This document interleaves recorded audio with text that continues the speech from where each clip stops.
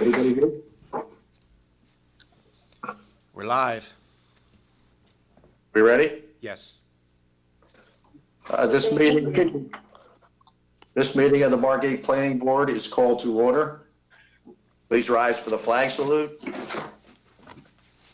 I pledge allegiance to the flag of the United States of America and to the republic for which it stands, one nation, under God, indivisible, with liberty and justice for all.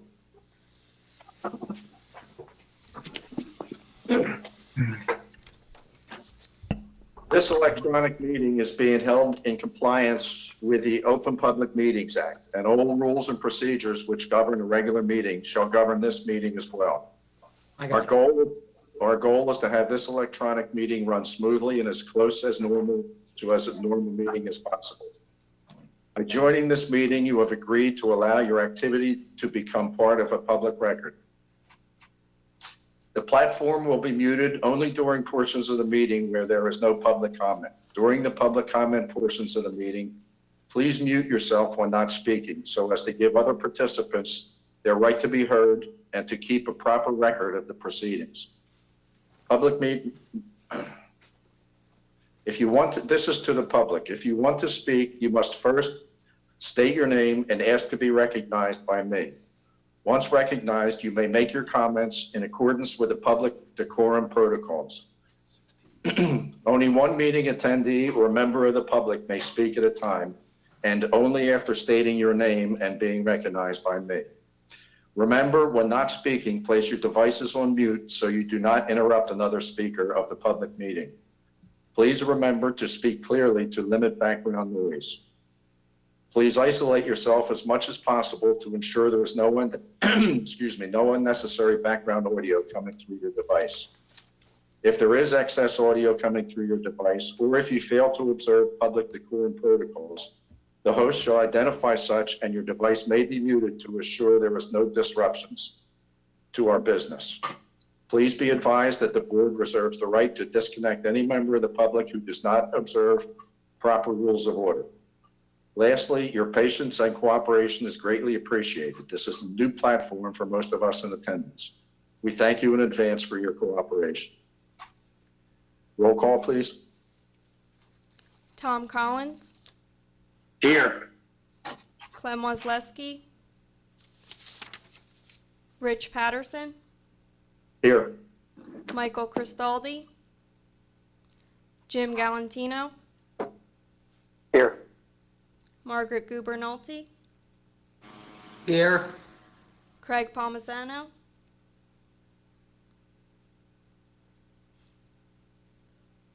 Stephen Giuseppe. Craig's here. Here. Remy Pelosi. Here. Joseph DiGirolamo.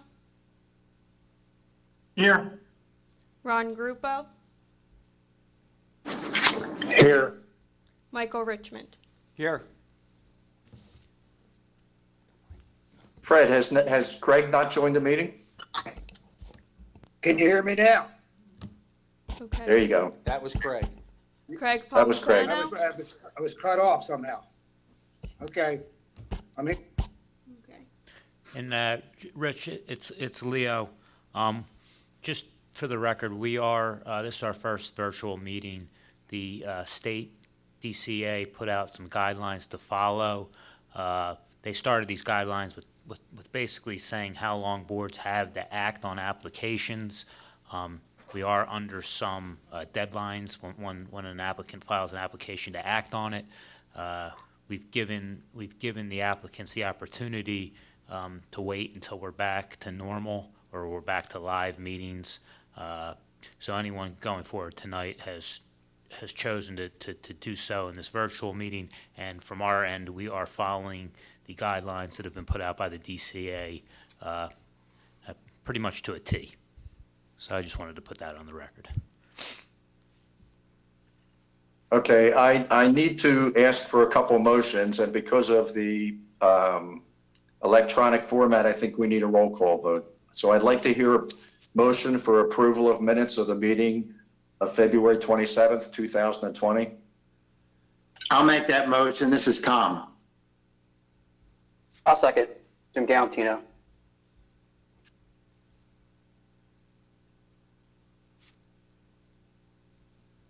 Mama?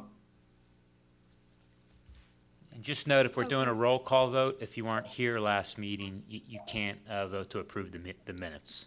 And same thing when we get to the resolutions. Tom Collins, Yes. Rich Patterson, Yes. Michael Cristaldi, oh, Jim Galantino, Yes.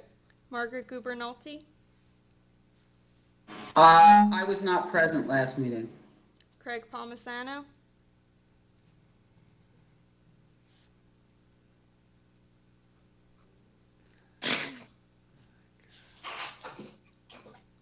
Craig Palmisano, Yes. Stephen Giesecke, Yes. Remy Pelosi, I don't believe I was present. Joseph DiGirolamo, I abstained. I wasn't present. Ron Grupo, Yes. Michael Richmond. Yes. I'd like to hear a motion for approval of decisions and resolutions. Number 14, 2020, Mark and Lori Rubenstein. Number 15, 2020, Howard Seiden. Number 16, 2020, Richard and Susan Rosenthal.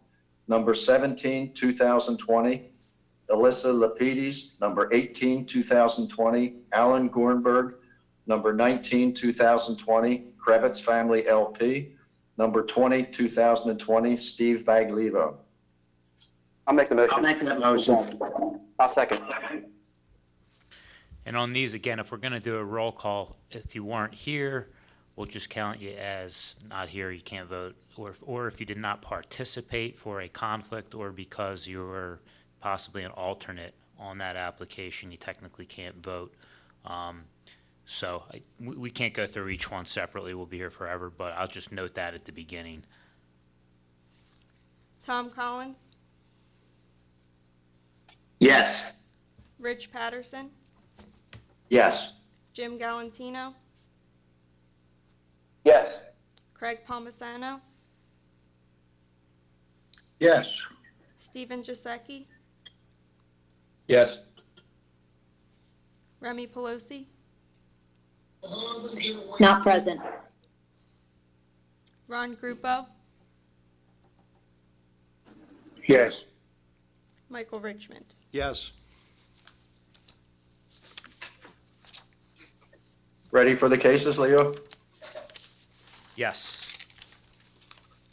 Okay, first case, Janice Zaidman and John O'Donnell, 117 North Harding Avenue, number A and number B, block 324.02, lot 12, located in the TF district, seeking C variance relief for building coverage, front yard setback to porch, side yard setbacks, and possibly others in order to construct a new duplex. Taxes and water payments are current, and proof of advertising and notifying has been satisfied. Mr. McLaurin, would you be sworn in, please? Sure. Mr. McLaren, do you swear or affirm the testimony you're about to give will be the truth, whole truth, and nothing but the truth? I do. Thank you. Thank you, Board Chairman, board members, applicants, and guests for doing this meeting virtually. I want to thank Fred Verner for making this work out. I also want to thank, for our dry runs, Eric and John Barnhart for participating and helping us with the transition. I think this is a fair way to do this and get these projects moving along. So, here we go. My report is originally dated February 25th, 2020, latest revised April 24th, 2020, in regard to Janice Seidman and John O'Donnell at 117 North Harding Avenue. That's units A and B, or 1 and 2, however you want to look at it. Block 324.02, lot 12, in a TF or two-family zone. FEMA zone AE elevation 9, based on the effective firm. C variances for planning and zoning report. The status is complete, and is based on a hardship variance and substantial benefit variance application. The background is as follows. The applicant is seeking relief from the ordinances of the City of Margate in order to construct a new two-family dwelling within a TF zoning district. The units are proposed to be side by side. The variances required are listed below. The property is uniquely shaped for a small portion, resembles the backward shape of the state of Utah. Little geography lesson there for everyone. Page 2 is the zoning schedule for the TF zone. Highlighted in yellow or shaded in would be the variances required. Page 3 continues the zoning chart. Section 2 are the documents reviewed. I list all the documents used to formulate the application and the report based on the application submitted March 12, 2020. Section 3 lists the variances required. A lot of these are kind of redundant because if you need a side yard variance for the building, you're going to need a side yard variance for the first floor deck, for the second floor deck. So here we go. Front yard setback to the porch, whereas the prevailing setback for porches within 200 feet is 7.99 feet, and 5 feet is proposed. So according to Section 175, Attachment 4, Schedule B1, that is a variance. Front yard setback to the deck, again, it's the same thing. The average is 7.99 feet, and 5 feet is proposed. Front yard setback to the building, the prevailing setback for dwellings within 200 feet is 13.77 feet, and 12 feet is proposed. So it's a 1.77-foot variance. Side yard setback to the porch and second floor deck on the left side, whereas the minimum side yard setback is 8 feet, and 7 feet is proposed. So that covers item variance number 4 and 6. Variance number 5 and 7 are as follows. Whereas the minimum side yard setback for the porch on the right side for the porch and the second floor deck and the building is 8 feet and 7 feet is proposed. Combined side yard setback, whereas the minimum combined side yard setback is 18.96 feet based on 37% of the lot width. 15.22 feet exists, and 14 feet and 12 feet are proposed. There's 2 different combined side yard setbacks because of the varying width of the lot. One could argue that the 12-foot setback, combined side yard setback, should not be included because that is at the end of the building and it's de minimis. The rear yard setback for the building, whereas the minimum rear yard setback for the building is 12.7 feet and 10.1 feet at the inset portion is proposed. The remainder of the lot where it does not inset complies. Or wait a minute, no. Building coverage, maximum permitted building coverage is 39.4% and 43.8% is proposed. Front yard landscape coverage, minimum required front yard landscape coverage is 60% and 44.7% is proposed. Item number 12, half-story floor area, maximum floor area, a third floor, where the half-story may only be 50% of the floor below, provided that the floor below meets building coverage requirements. So the proposed area is 55.5% or a 5.5% variance. And again, if the building coverage is granted for that variance, in theory, that third floor habitable floor complies with the floor area below. No waivers have been requested. I'm not going to go through my comments, that's in my report, but I'll turn it over to the applicant to provide us with a presentation. Eric? Thank you, Mr. McLarnon, and ladies and gentlemen, thank you as well. This is all new to all of us doing this virtual online meeting, and I want to thank Mr. Verna and Roger and Palma and Leo and everybody on the board for working with us, because even though we're under the coronavirus COVID-19 lockdown, the world's moving still, and the applicants want to build something here. And for you taking this case as the first one out of the gate is new to me, new to all of you. Just wanted to say we appreciate it greatly, and we're hoping that we can put a fairly good presentation together to meet the requirements of the municipal land use law. So having said that, Eric Goldstein presenting the case on behalf of the property owners. And just by way of background, this is kind of a strange situation because This is a property that's owned by two separate families. The lot and block is one lot and block with a separate qualifier for each of the sides. We've got the O'Donnell side and the Zaidman Silver side. So even though it is one overall property, it is owned separately, which is kind of an interesting ownership structure for a zoning application. Because if this application were to be approved, each side actually has to do a little bit of different type of work in order to get the product finished the way they would like. Further making this a little bit of an odd application is Mr. Barnhart, Mr. Ponzio, and I have done a fair amount of research here. There hasn't been any new construction on this block probably for about 40 years. So you're looking at the first case to really try to take advantage of some new design concepts, which Mr. Obelenis will talk about in a minute, but you've got an unusually shaped lot on an unusual block.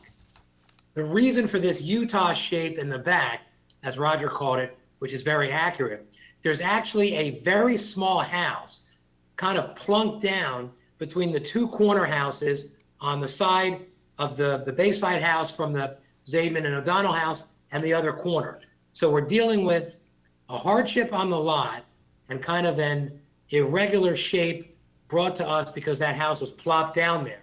And two separate property owners who wish to make this their year-round residence, trying to get a new structure approved and built. All of these things taken into consideration lead to a fairly unusual application.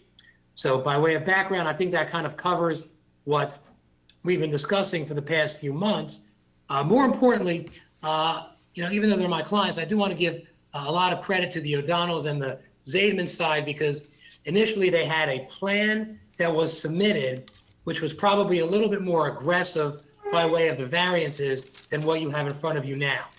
Based on Mr. McLaren going back and forth with us and giving us some ideas that this might have been initially a little big for the site, it was scaled down by Mr. Obelenis and Mr. Barnhart and Mr. Ponzio, which is what we have now. So testifying tonight will be Mr. Barnhart and Mr. Obelenis. Gentlemen, I know Leo Manos has to swear you in, so if you could please be sworn, then we can proceed. Sure, if you can each just state your name and address for the record, I'll swear you in together. John, go first. Barnhart. John Barnhart, office address 400 North Dover Avenue, Atlantic City. John Obelenis, architect, 102 South 8th Street, Vineland, New Jersey. And if you could each raise your right hands, and do you each swear or affirm the testimony you're about to give will be the truth, whole truth, and nothing but the truth? I do. Thank you. Thank you, gentlemen. Mr. Manos, just off the bat, Mr. Barnhart and Mr. Obelenis are licensed professionals in the state of New Jersey. They've testified before this board on many occasions. Just to make it easier, I would ask that the board accept their credentials as experts in the field of engineering and architecture so we can get moving. We accept their credentials. Thank you, Chairman Patterson. John, as we've been working on this for the past 4 or 5 months, each of you obviously have prepared a plan, Mr. Obelenis an architectural plan, and Mr. Barnhart an engineering plan. I'm going to ask Mr. Barnhart first to kind of walk us through.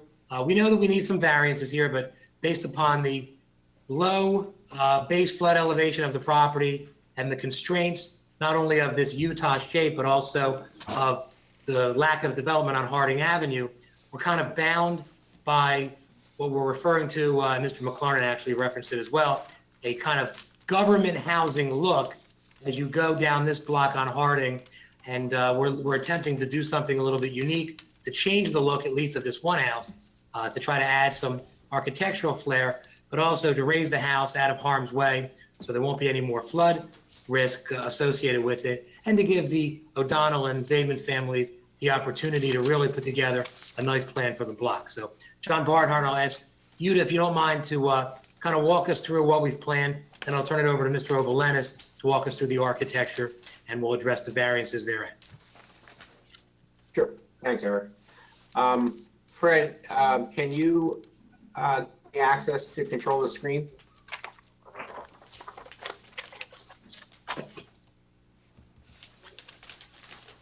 All right. I think you have the helm, John. It looks like I do. Good. Does So everybody see my screen at this point? we do. Okay. All right, Bear with John, me if you don't one mind, second. if you could just take over and walk us through. Good. Yep, give me 1 second.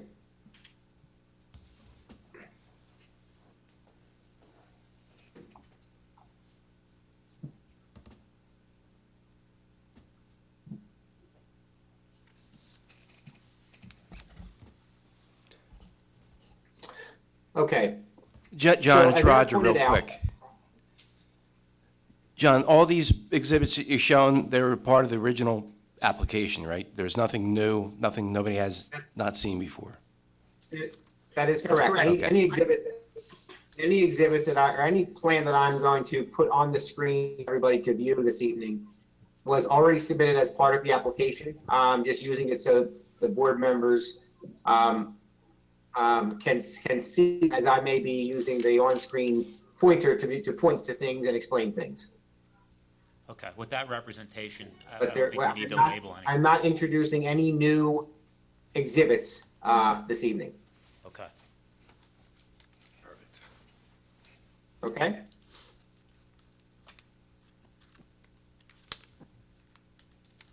Okay, so as Eric pointed out, we have a unique, I'm going to call it a unique situation. It's not necessarily a unique piece of property to this block, but it's a unique situation.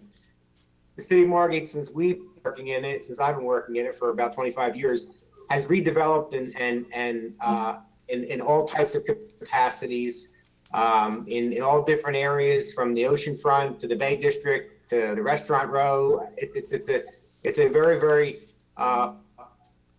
well done redeveloped community on the barrier island, but for a couple of streets. And Harding Avenue, this street specifically, is one of those streets. If you turn onto Harding Avenue and you drive down it, you actually, you feel like you're in a different community. It does not have the Margate feel. And when you look at why this block has not been redeveloped and did not come into the current day development process that Margate was fortunate enough to have happen, it's because of the uniqueness of the situation on the block. You have a number of homes that all sit on I'm going to call them roughly 50-foot wide lots. It's one after another. They presumably were all built by the same developer. They have all the exact same, they're all almost identical in size. They are all 2-unit buildings. As Eric pointed out, not only are they 2-unit buildings, but they have 2 different owners. They're not a duplex owned by one person that maybe rents one and lives in one. They have 2 different owners. So the challenge to actually have 2 owners to come together, willing to redevelop their property, to bring it to present day, whether that be a renovation or a tear down and reconstruction, is a large challenge. On top of that, the current buildings don't meet any of the FEMA standards. They're extremely low. The ground elevation on highway is in the range of about elevation 5. The majority of the sites, I'm not going to say all of them, but the majority of the sites don't have the required parking per ordinance. The units are outdated with regard to size, space, you name it across the board, these units are outdated. But in order to bring forward a project that would be worth doing for the 2 owners, we come to the application that we have before you this evening. So why do I say it that way? Well, Mr. Oblanis worked with both of the owners, and if you apply the strict ordinance with regard to front yard and side yard and rear yard and coverage, you come out with a building footprint that is roughly 600 square feet or less per floor for each of the units. You have very limited width of your unit. You have very limited depth to be able to create rooms that are adequate. So it turns into a project that becomes infeasible and then therefore does not take place. And that's what we've had go on for 25, 30, 40 years on this block. These 2 owners have been able to come to a meeting of the minds in their willingness to redevelop this lot. But in sitting with Mr. Obelenis, they're doing it in a fashion that obviously makes it worth their while or able to reconstruct it and have it make sense for them to actually go forward and go to this expense of rebuilding this 2-unit building. So where they've arrived is, yes, there is a list of variances, like as Roger's report points out. But if you look at each one of the individual variances, it's a 1-foot side yard on each side. It's a 1 3/4 on the front yard. It's a rear yard because of the way the lot notches out in the back. When you apply all those those tweaks or setbacks relief that are being asked for, it pushes us over in building coverage. We do actually, I believe, meet the overall landscape coverage, which tells you that we are, hold on one second. Yeah, I'm sorry. Which tells you that we are preserving the intent of landscaping and the openness on the lot. So, well, it is a case, we have a lot of cases, and every variance is important to make sure that we aren't creating a development pattern or development on this site that is too much for the property, too much for the surrounding neighbors. This is a case where each one of these, what I believe are minor requests, although when you add them all together appear to be a large request, are necessary to properly and adequately redevelop this site in a fashion that obviously makes sense for our client, but it produces a nice product, a nice building for the city of Margate. John, can I Eric, interrupt? John, it's Rich Yes. Patterson. Absolutely. Go ahead. Yes. You have a hardship here with that back corner. I think that's what's created the hardship, correct? The back corner cut out? The back, yes, Rich. The only variance that I would really that I can truly hardship is with regard to the variances associated with just that back corner. The rest of them I'm classifying as a C2 type of variance. Well, that's my question. If that back corner was filled in and it was a rectangular lot, how many variances would go away? The one rear yard, hold on, give me 1 second, Rich. In fact, what I'm gonna do, this is the zoning schedule right out of Roger's report. Might be easier for everybody to see it this way, actually. John, I think it's 2. One rear yard variance. Yeah, the one rear yard variance would go away. The building coverage would get better, but it would not be eliminated. Do you know how, And on the building coverage, John, I Yes. calculated it would give them an extra 45 feet. Is that about right? If that's So square. that swath is 130 square feet. So hold on, 130 times 0.395. Okay, yeah, give them about 51 square feet of additional building coverage. Correct. Thank you. It would get rid of the one rear yard. It would reduce the building coverage. Obviously, it would increase landscape coverage, which already complies. But the balance of the variances that I'm talking about, Rich, are, in my opinion, C2 variances, where the benefits of the deviation outweigh the detriments. And John, All right, just I'm by gonna go way of back those to- other C2 variances, and you kind of touched on this, we talked about it earlier, they are a foot here or a foot there. None of the other C2s that don't qualify as a hardship are substantial in your professional opinion, correct? That's correct. And Eric, I don't know if you want me to get into variance justification right now, or do you want to let John walk through the architectural plans and then I can come back to that? That's up to you.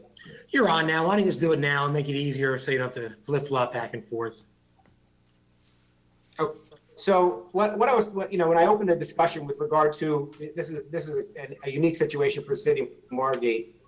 I can't imagine there's anybody that doesn't agree that Harding Avenue is in dire need of some developments and redevelopment. It just needs to be done in a tasteful fashion so we don't create buildings that are too big for the lots. As I stated, each of the variances that are being requested, if you break them one by one and look at them, that, we're not in a situation where we're ever asking for, a 50% reduction in a side yard or a 40% reduction in a rear yard. But when you aggregate them together, it looks like a big request. So why do we think it's appropriate here? Well, first of all, if you look at the front yard and side yard setbacks that we're asking for, as you know, your ordinance minimums in the different zones, forgetting about the averages and what have you, your ordinance minimums are 5 feet for porches and front yards of houses. This proposal is respecting that ordinance minimum for the front yard. And it is a 12-foot front yard setback for the actual main building wall, where 13.77 is required. So it's a 1.75 foot deviation for the main structure, again, which in my opinion, is a minor request given the overall scope of what is trying to be accomplished on this property. The same discussion can be had with regard to the side yards. As Roger's report points out, it's an 8-foot side yard requirement. They're requesting 7 feet on each of the sides. Again, it's a 1-foot deviation. We believe it does not have any dramatic impact on air, light, and open space by permitting that 1-foot deviation. But it's enough of an improvement to the building width to create adequately sized units that, again, make this project worthwhile. The rear yard, as I already pointed out, the one notched area is what creates the one rear yard setback. The main rear yard to the area where the lot is full depth is actually conforming. We are not asking for a building height variance. The site, as I mentioned, does meet the overall landscape coverage requirements. The site does also meet the requirements for parking. So when you look at positive criteria for an application like this, we are going in under a C2 or a flexible C where the benefits of the deviation outweigh the potential detriments. What we look at is we really believe that this application promotes three-purpose zoning. While there are some deviations to the setbacks, we believe that we are still preserving air, light, and open space because we are either equal to or in excess of ordinance minimums for the zones. We are still providing the required overall landscape that's required on the lot. So for those reasons, we believe that we are preserving the proper amount of air, light, and open space with this project. Secondarily, we believe that we are promoting free flow of traffic. Why do I say that in this case? Well, I believe most of the lots, if not all, only have 1 parking space per unit. This building will fully comply and will have 2 parking spaces per unit as designed and shown on the Oberlinus plan and our plans. And I think most importantly, you have a situation where this property can be the first one in to promoting the general welfare by taking a building that is outdated, not meet any of the FEMA standards or any of the building code standards, and brings it into current compliance with all of those standards, and properly secures this site from flood, fire, and other natural and man-made disasters. So for those reasons, we believe that the positive criteria are established and that the variances can be granted. With regard to the negative criteria, is there a substantial detriment to the zone plan or zoning ordinance? Well, again, we have a lot of variances. We can't get away from that. Because we truly believe, going through the design iterations, that each one of them has a specific need and purpose to make this a viable project. But is there a substantial detriment to the zone plan or zoning ordinance? What I would argue is that there is not. The reason I say that is we're in a 2-family zone. We are proposing a 2-family building. We have looked at the ordinance in all aspects with regard to what is required to be built on this property. And if you apply the zoning for this specific property for a 2-family, it's a project that's not feasible. It's something that anybody's going to go forward and build. And that's regardless of the hurdles that these properties have with having 2 owners on one individual lot and getting them to agree on a project. So for those reasons, because the variances, as you look at each one, is minor in nature, and because we are not increasing the density beyond what is permitted in a 2-family zone, and because the existing building is completely non-conforming with regard to FEMA parking standards.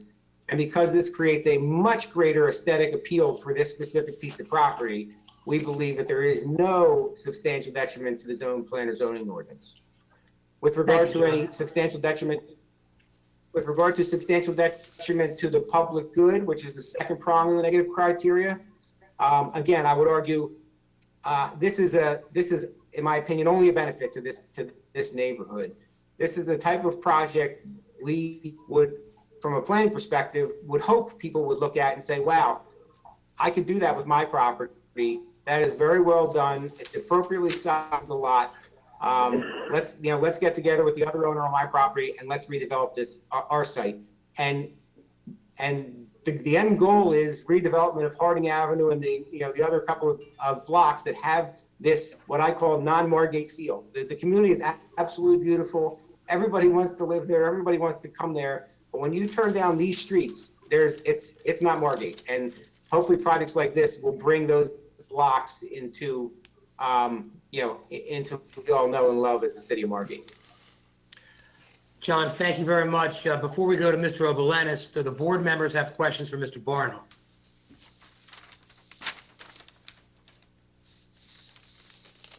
Yes, I do. Craig Palmisano.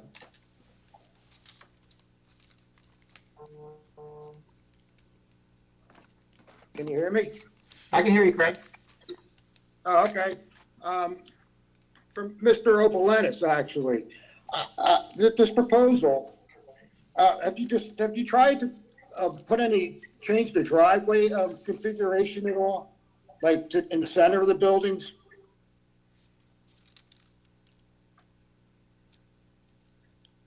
Instead of to the outsides of the building?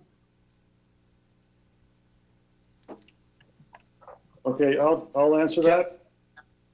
Well, if you look at the layout of the floors, hello? We can hear you, John. Yes. Yeah, the reason why we did that, chose the outboard parking spots, was that if you look at the floor plans, all the circulation is on the interior where we have the shared party wall. The stairs, the elevator, all the utilities are centered for a number of reasons. One is we preserve the outside walls for windows, things like that. So basically, that's what created those lanes on the far side of each building. Well, that appears to take away one space on the street. Actually, it's not an 18-foot space, but it takes away a parking space. It leaves 2 7-foot or 6-foot curb cuts at either end of the property to the neighbors' driveways. They're useless pieces of concrete, and it makes one 16-foot space out in front. And it has 2 6 to 7-foot spaces that are completely useless on the street. And my worry is, if other properties want to do something like this, then you lose spaces on the streets, and that's all we're talking about, is losing parking all the time. And there are 101 of those duplexes that were built in that neighborhood.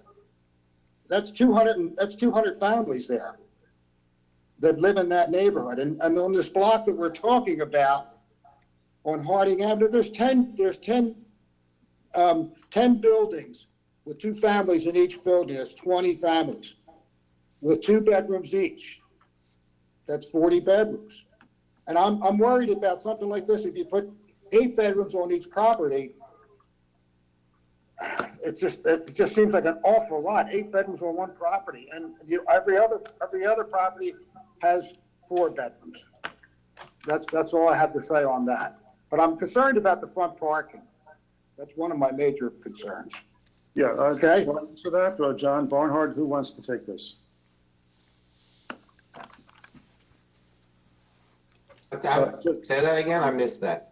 Well, I feel that we're actually parking 4 spots now on the lot itself, as opposed to the original 2. So we're already taking cars off the street to park them on site, whether inside the garage or in that space in front of the garage. So we're taking 4 cars, putting them on site and offering other amenities. So we figured that was the balance. Yes. But John, you need the extra parking spots because you're putting 4 bedrooms. And 2 of those bedrooms are 10 foot by 10 foot on the 3rd floor. They're big enough for a bed. So therefore, that extra car goes into the garage. I understand that, but we're losing space on the street. And if everybody did that, we would lose 10 spaces on that street. That's my concern. Okay.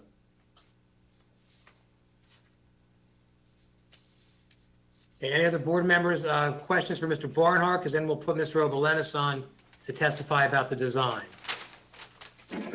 Well, yeah, Rich Patterson, I think, I'm trying to understand what Craig said, but I think if there's 6 foot on each side, if this house spurred development in the whole neighborhood, then there would be 12 feet between houses, 16 feet between the 2 driveways, there would be no parking on the street. Whereas if they were put on the inside, you'd have 2 parking spaces between every house. So I think that's what Craig is saying. Could you correct me or? Exactly. Okay, Exactly, Richard. Exactly. That's exactly what I'm saying. Thank you.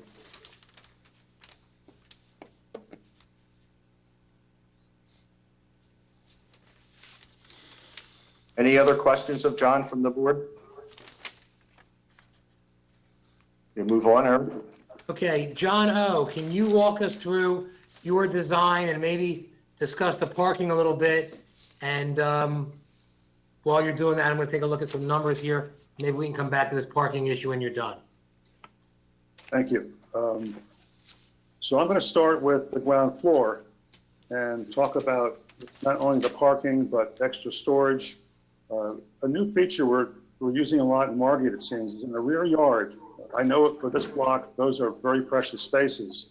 And what we've done is that it's not just a narrow rear yard, but we're overhanging the building so that there's a portion, and you can see it on the site plan, either A1 or A2, where that shows a paver part of it. That's all under the building. So you have 8 foot of ceiling space there. So it's an extension of that backyard. So when you walk out in inclement weather, you can be under the weather, but still enjoy what appears to be a much larger backyard.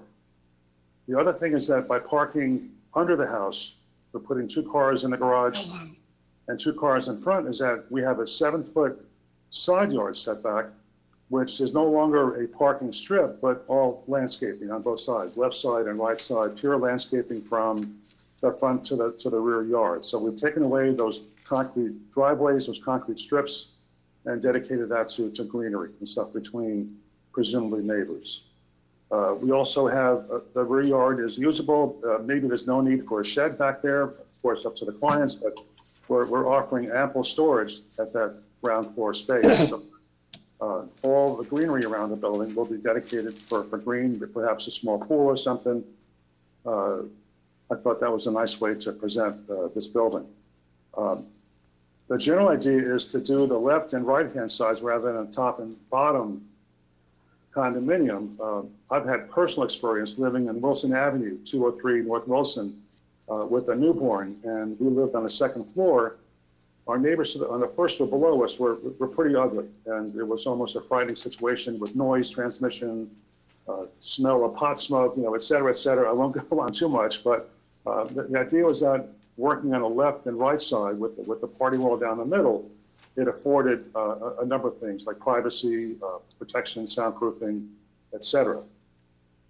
First floor this is kind of an upside down plan where the first living floor are bedrooms. There are 2 bedroom suites that are accessed by elevator and stairs, and they have front porches that are on Party Avenue and allow you to communicate with your neighbors up and down the street. And then we go up to the 2nd living floor where we have the main living spaces, living room, dining area, an eat-in kitchen, a powder room. And again, with a porch facing the street to allow you to go out and say hello to your neighbors, and look up and down the street. A different amenity that's been there before. We have the side yard decks where they're pretty close to the neighbors and very little privacy. So these afforded some privacy, but still access to the front, to the streetscape. On the 3rd floor, again, we have 2 smaller bedrooms with a shared bathroom, and there are no decks proposed on the 3rd floor. when we talk about the total living space, if you look at each individual room, whether it's the living room, kitchen, bedrooms, they're not very big. They're very modest in size. And the idea was that how can we fit, I don't want to say the typical Margate home, but, we're trying to approach what Margate has to offer with open plan living, room enough to furnish these spaces, whether it's a king size bed or full size bed, that you still feel as though you're in a nice area. These offer nice spaces, not extravagant, but not too small either. And so we grew the house outward from the center wall, again, the left side and right side units, where when you look at the totality of each space, it kind of pushed out that right side, left side walls to create those side yard variances, but resulting in, again, spaces that are modest in size. Ultimately, with this plan, with the privacy wall in the center, as I mentioned before, it offers, I believe, better security, better privacy, no sound transmission between units, visual privacy between units. Even though with the privacy wall on the decks, you still feel as though you're part of the landscape. You look out, you go out to the porches, you're outside, you're in Margate. You can look up and down the streets, the views, things of that sort. And I thought that was one good way to present living next to your neighbor, but also feeling as though you're really on your own, private. Pretty much that's it.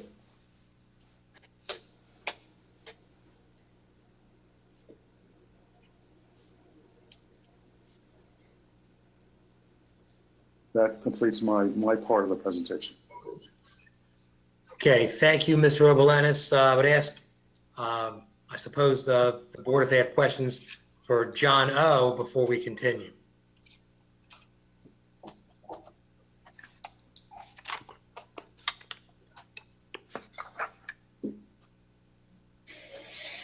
I think, this is Rick Patterson. I think I understand what you're saying about the neighborhood, but not everybody had the same problems John did living down there. And people that live there are glad they can live in Margate. And I don't know if anyone's here from the public to say whether they think the bigger houses would run them out of there. I don't know, but I just think you're painting too bleak a picture there, whether those houses can be fixed up or raised or whatever.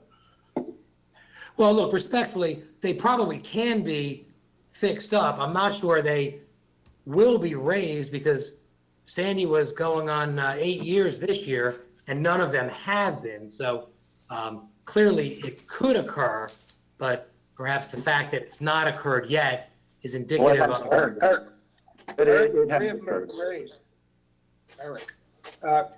three have been raised, Eric. One's very nice on Wilson Avenue. They did a nice job. They put in like a 12-foot elevation and renovated the whole building. And they have two nice horizontal floors.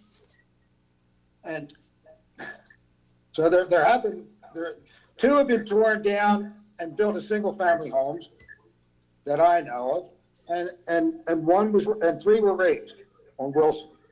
And again, respectfully, Mr. Palmerstein, I'm not saying that it hasn't occurred, but you're talking about 3 out of over 100. So percentage-wise, this block, we would say, needs some redevelopment.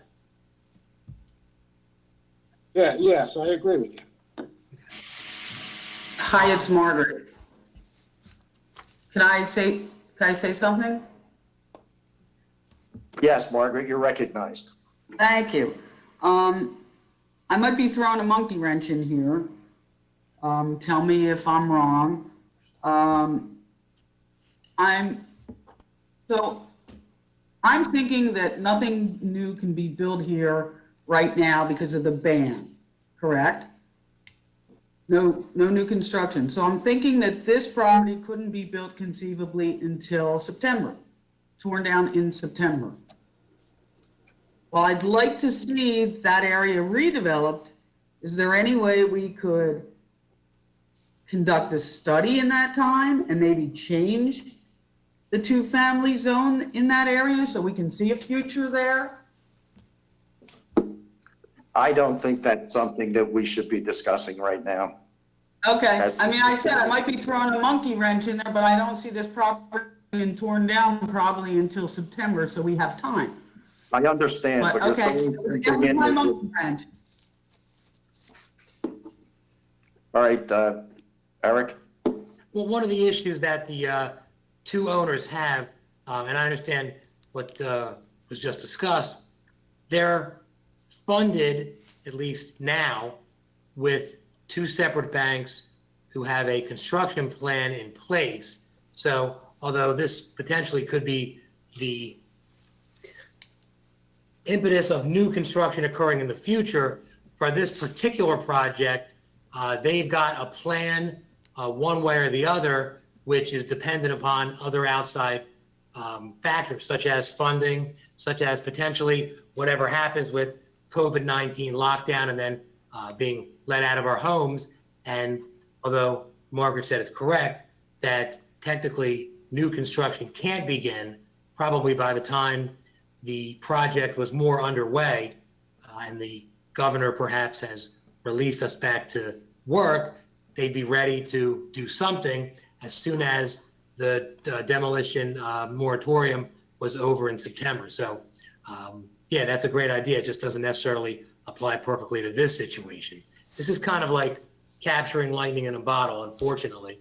The factors that have come together are such that they were hoping to get it approved at the February meeting. Those plans were a little bit bigger. We had them scaled down. The March meeting, of course, was canceled because we were just beginning our lockdown. So this is kind of the plan we'd like to go with based on about a year's worth of development.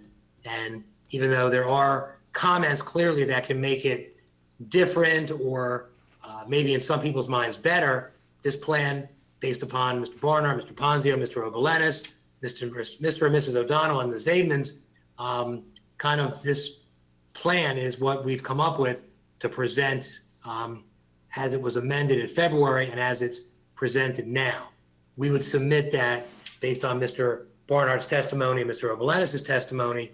We've met the requirements of the hardship and the flexible C based on the shape of the property and the minimal amount of the variances. And as John said, John Barnard, we need some variances. The number of them should not be so great of a concern because the intensity of any one of them is fairly minimal. So unless the board has questions, and we'll reserve in case any members of the public are here, we would rest on the application. Let me just throw this out, Eric. As one house, it's not that big a deal. And I know one case does not set a precedent for all cases, but you have 100 identical units. We have to look at what's going to go next door of the same house, what's going to go on the other side of the same house. It's just, I'm not saying anything bad here. I'm saying we can't look at this as just one. We have to look at it as one house, but sure, you have 1 foot on each side. Well, the neighbor's going to be moving over a foot too, so it may have more of an impact than just this house alone. Understood. And again, respectfully, that's always the concern of granting any variance, that if everybody did the exact same thing, you're putting larger properties on lots that weren't meant to have those properties built upon them. But if you take for the example, the front yard setback, this is a strange case where literally every house, as you look down the street, is the exact same distance back. At some point, the properties, if they're going to be redeveloped, for all intents and purposes, are going to creep a little bit closer to the street, whether that's by variances being granted or by a study, as Margaret pointed out, for new zoning. So yes, if everybody did what this project is proposing to do, it would change the look of the street. But that's not necessarily a bad thing if the look of the street was built at a time prior to Sandy, prior to homes being built higher, prior to any new redevelopment. That may be what this street ultimately looks like 20 or 30 years from now, if everyone does what the O'Donnells and Zaidmans would like to do. So even though it is a variance, a number of variances, it's perhaps the beginning of an overall redevelopment plan for that block, which is, again, respectfully, in great need of additional redevelopment. Thank you. Do you rest? Can I say We're something? resting, as I said, subject to someone from the public having a question or needing to rebut, we're good for now. If I can add something to the conversation, Rich? Yes. Going back to Mr. Palmisano's concerns about the parking, and I'm looking at the plans again. It looks like, and maybe John Barnard can help me with this, is that on the parking level, ground level, we show that rectangle or triangle showing the parking space. If we slide that parking allotted space toward the middle of the building, getting closer to the stairs, that it's almost 1.5 feet that we can gain on either side of the building. So if we slide the driveway in, we can adjust the columns a little bit. That'll give us a space between the buildings of about 18 feet. Between the neighboring buildings or the two sides of this unit?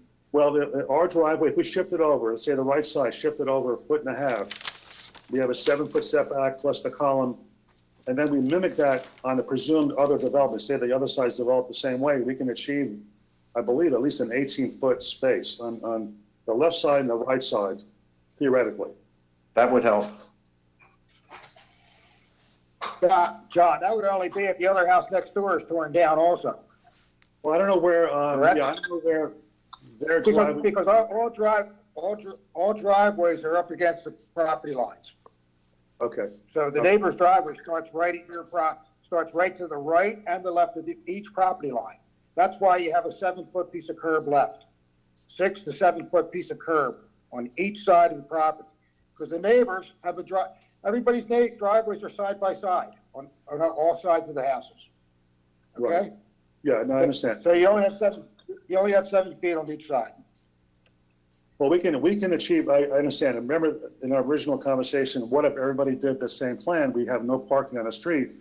And my point was that if everybody did this building, with the driveway shifted, we will have parking depending on how many buildings are built. Of course, it's theoretical again, but it's not like we're losing all parking. We will achieve a spot between each building, at least.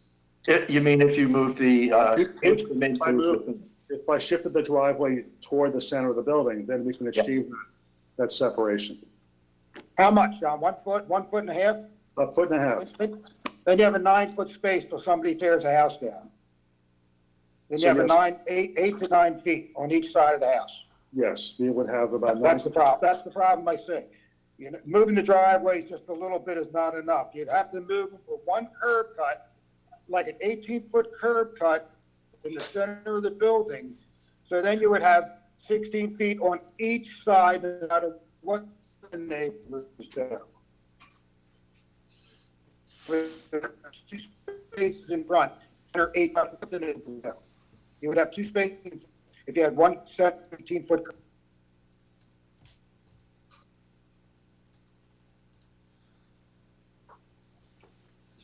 I have a question.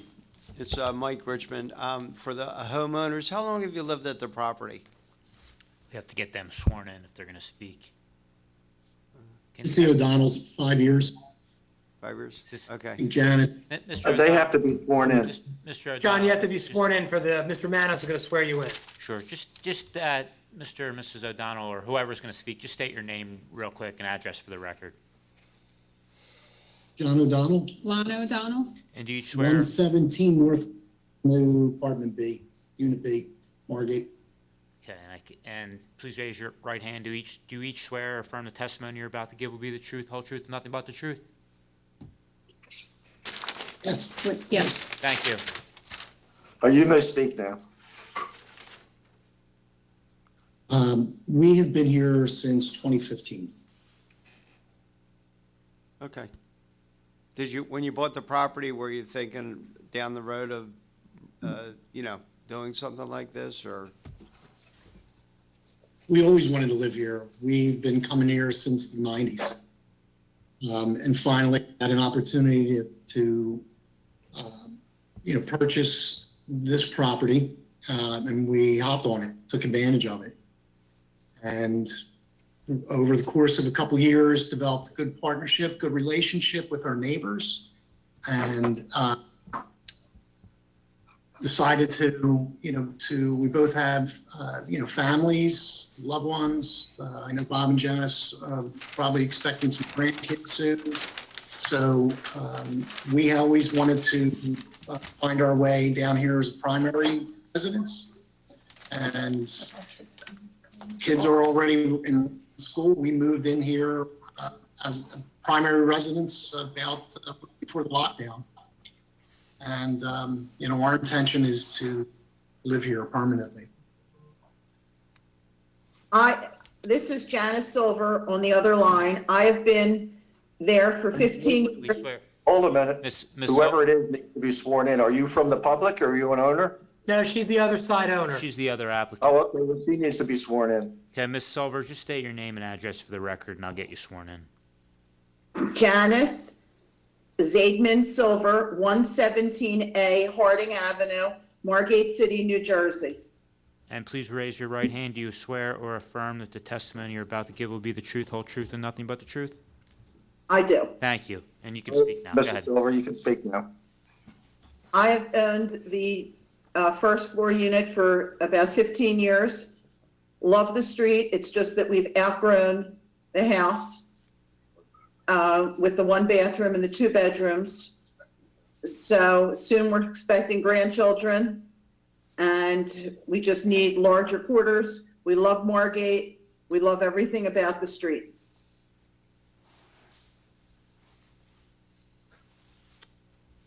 Hey, Rich, Joe DiGirolamo, I have a couple questions. Go ahead, Joe. Back to Arthur Ponzio, where you said if we moved the driveways so they'd be in the middle of the property, how much space would there be between the one house and the other? So if I open my car door on the passenger side of the house on the right, would I be hitting the other property car? That's one question. And the second question goes out to the O'Donnells. Did you say you're living there year-round currently? Those are my 2 questions.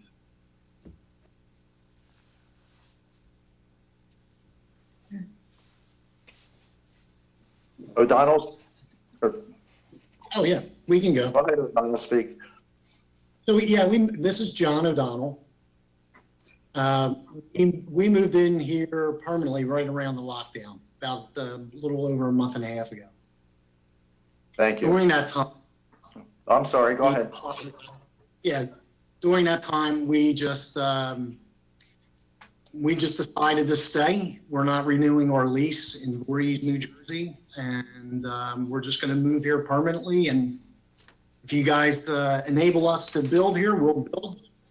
But we're staying put. So if you can help us out, that's great. We would really appreciate it. And I would like this opportunity. I apologize. I don't really follow the question about the parking. My understanding is that we're increasing each side by a space, so that would be a positive 2 spots. If the gentleman, I think it was Craig, had some concern about the driveways being apart versus together, a driveway is a driveway. If they're together, if they're separate, aren't they the same? I mean, isn't that the same amount of space that we're talking about? So I'm not really clear or concerned about the parking. Mr. O'Donnell? No, because when you have the driveways separated, it leaves less than 16 feet between them, which is not a parking space. If the driveways are in the middle, on the outside would be parking spaces. On the street, I'm talking about. Gotcha. Okay. Thank you. Right. So it's all Right or wrong, that's the point. Thank you for that clarification.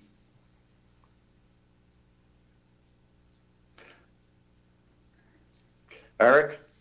As the board has asked questions, we are completed, subject, I guess, to any member of the public commenting, but unless there's anybody else, we will rest as is. Eric, this is Roger, real quick. I'm just looking at this plan, making some notes and taking a scale to it. The 10-foot curb cuts, if you move both of those outward 1.5 feet, so you're going to gain 3 feet.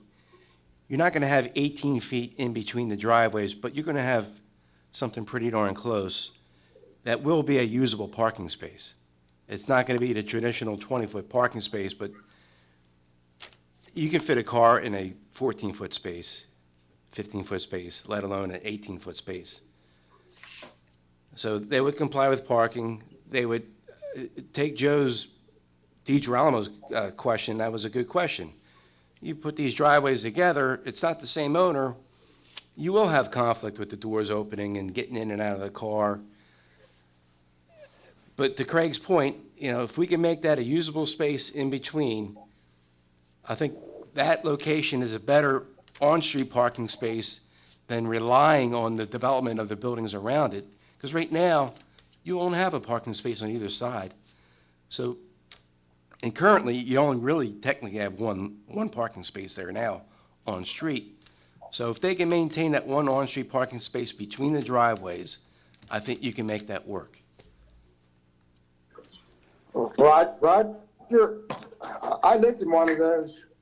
This is Craig Palmisano. I lived in one of those duplexes for a couple of years myself. And I also have a picture right now on my phone of two cars in front of one house now. So you have like 32 feet now for parking in front of a building. They're not 18 feet for 36. It's about 32 to 33 feet. And two cars do get there because in the summertime, there's two cars in front of every one of those buildings. It's crowded. It can be in the summertime. Craig? Yes. Craig, did you live underneath Yes. John Oberlin? No, I did not. That was a long time ago. But We'll live below them. that's all. Okay. If there's no one from the board, if you have questions, please ask, because I'm going to ask for public comment. So board members, last chance. Yeah, so, I mean, Roger's point, I thought was a pretty good point. So John never really responded to that Obelenis or Barnhart. So if we do that, we are, theoretically putting Craig's maybe mind to rest a little bit about, not totally getting rid of an on-street parking spot, even though we're just talking about one property. I don't see the whole place going down like dominoes where everybody's going to go, whoopee, we can do this, especially since we just said there hasn't been construction on that street pretty much in 40 years. So, John Obelenis, what Roger just suggested, is that doable? Okay, or the O'Donnells and the Silvers amenable? If I can Let say me jump something. in here. Hello? John Oberlin is recognized. Thank you. Thank you for recognizing me. The beauty of working at a home office instead of at the board hearing is I opened up my CAD file and I tried putting the parking in the center as suggested, flipping it from what we have now. And believe it or not, we would only have about 14 feet from the edge of the driveway to the neighbor. So it would not create a full parking space. I think what Roger has shown is a workable solution with a very slight radius parking. I don't think you would have a problem pulling in or out of the driveway in that configuration. So you could. John, this is Craig again. Yes. John, if you have one 18-foot curb cut on a 50-foot lot, you have 32 feet. You would have 16 feet on each, you'd have 16 feet on each side of an 18-foot curb cut. Well, I guess I'm looking at it, parking and architectural. Obviously, there's a wall in the middle of about a foot thick, plus, a wall. That's correct, okay. Well, we have to kind of start. 15 foot on each side. Yeah, so I came up with about 14 and a half feet. That is a Okay, space between almost the 50. Yeah. You put a car there on Oh, each side with no problem. That's all, that's my point. I'm done, okay? And let's put an end to this. I think John Obelenis has made his point. Mr. Palmisano has made his point. Is there anyone else from the board with questions? Yeah, I do, Rich. It's Steve Okay, Giesecke. Yeah, I am concerned that this would set a precedent for other houses on the block, up and down the block. Parking is an issue, and I'm concerned about the flooding issue that comes along with that. And it's a nice, affordable neighborhood. And if we start putting like a lot bigger houses in there, that might outprice some of the people that do want to live in Margate that won't be able to. Eric? I mean, look, I understand Steve's point. Respectfully, again, this is going to decrease the risk of flooding, not increase, because we'd be raising the house out of harm's way. Parking's a problem everywhere in Margate, and as we always say, the entire city is basically underparked, especially in the summer. So this is about the best plan. What Roger came up with, the applicants have been okay with that. We pared it down from the original application. We think this is the best possible way to get this project done, and taking everyone's issues into consideration with what Roger drew, we're okay to go in just like this, and we would respectfully ask for a vote. Board? Okay, I'm going to ask if there's any comments from members of the public. If anyone wants to speak, there may be more than one. Someone state their name, and I will recognize whatever name I hear, and then that person can speak. So is there anyone from the public that would like to comment or ask any questions?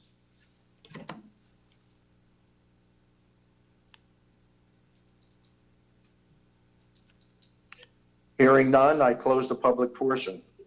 Before we vote, is there any other comments or questions from the board?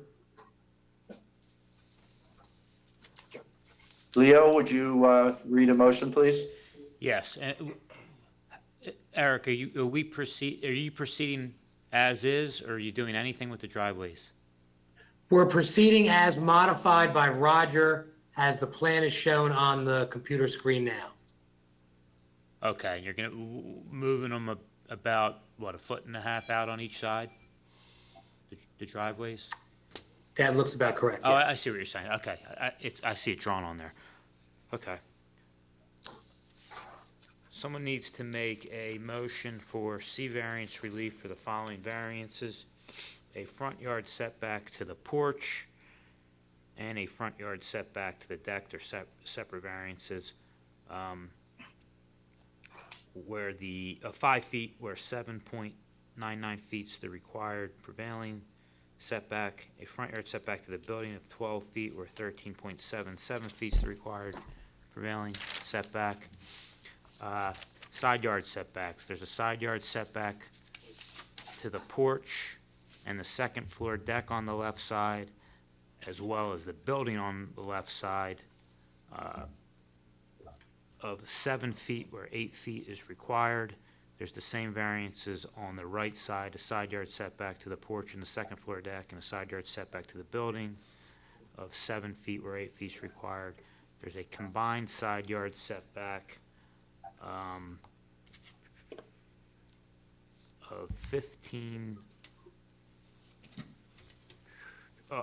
14 feet.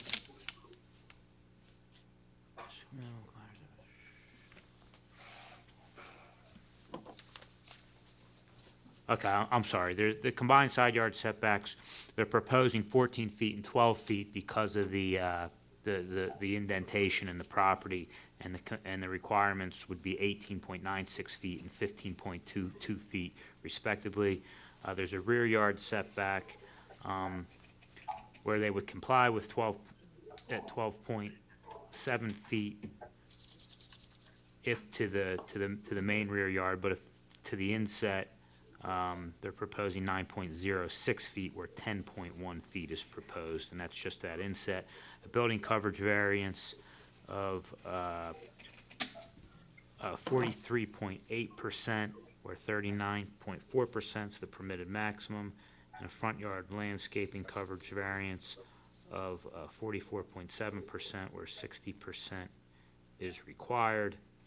And then there is the variance for the half store area where there are 55.5% of the second floor where only 50% is permitted. The conditions will be that the applicant will move out the driveways, looks like approximately 1.5 feet on each side as shown on the drawing and as represented during the course of the hearing, and the applicant will comply with any other conditions in Mr. McLaren's report, and the applicant will comply with any representations it made during the course of the hearing. Will someone make a motion, please? I'll make that motion. It's Tom. Second, I'll somebody? second the motion. It's Joe. It's Joe. I second the motion. Thank you. Tom Collins, As far as the variance in the left back corner, that is definitely a hardship variance, and on a normal basis, that should be approved. As far as the other dozen variances for this property, way too many variances, way too big a structure. I see no benefit to the city of Margate. There's no benefit to the neighborhood.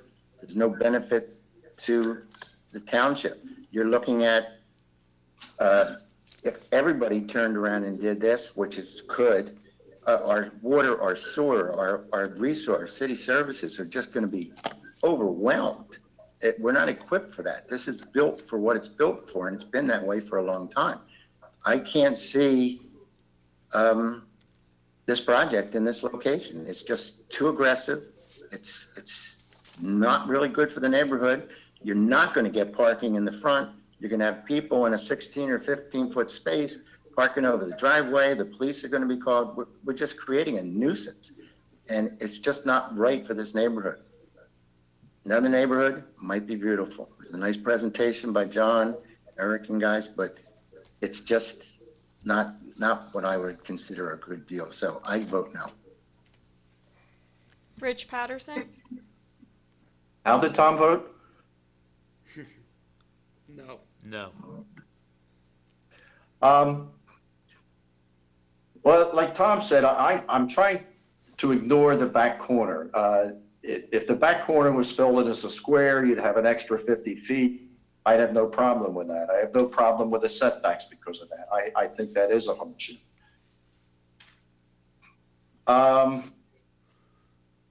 But I don't think this fits in with the neighborhood. Not that the neighborhood doesn't need redevelopment, but there's a ton of houses on these blocks because they're small houses. And as Tom said, if every house was a big house, and we can't project what's going to happen, but whoever starts first here is going to set a pattern, and we know what can happen in the town. You change one house on a block and the whole block gets torn down and improved. It'd be nice if these houses were flood compliant. It'd be nice if they were improved, but let me also add, I have no problem with the front setback. That doesn't affect the neighborhood. Everybody can't be exactly the same. But the side setbacks, making them between, and again, I'm looking at every house because all those houses need improvement. Side setbacks, I can't agree with. I think something needs to be built here because there's so many houses on a block. Something needs to be built here that's more modest and fits in with the neighborhood and keeps the neighborhood character of a place where year-round residents can afford to live, can afford to rent, or visitors in the summertime have a place that they're not spending $1 million on. I just don't see, I don't think it's not feasible to do this. Maybe 3-bedroom houses. I'm not suggesting you do anything. I'm just saying I don't quite, as much as you say the neighborhood's horrible, I don't think it's that horrible. I don't think it's not feasible to build a more modest house here. I vote no. Jim Galantino,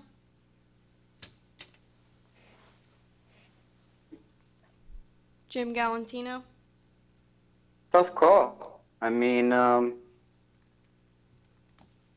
we've known for years that we got to do something with the street.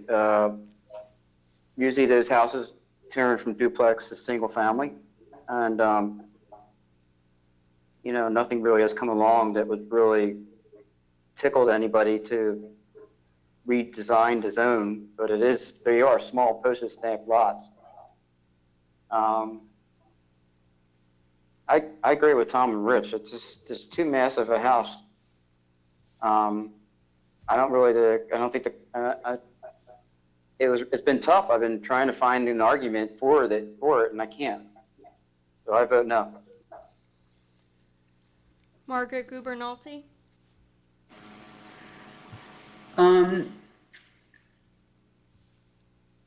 Certainly, I'd like to see new design concepts in that neighborhood. The duplexes that are there are truly, they are functionally obsolete. It's hard for someone to want a 2-bedroom, 1 bath, which most of them are. I'd love to see flood compliant properties. I like that there's more parking. I agree with the other members that the left back corner is not an issue, but I feel as if there's too many small requests here, and too many variances. We need to scale them back. And I can see that this application may have more impact on the neighborhood, and I'm concerned about the future development of the neighborhood, so I have to vote no to this application. Craig Palmisano,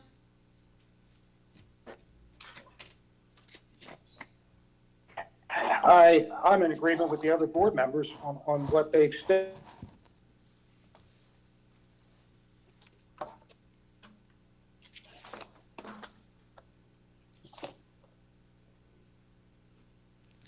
What's your vote, Craig?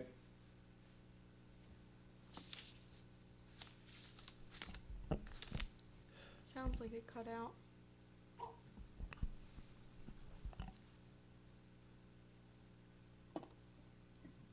Did we lose him?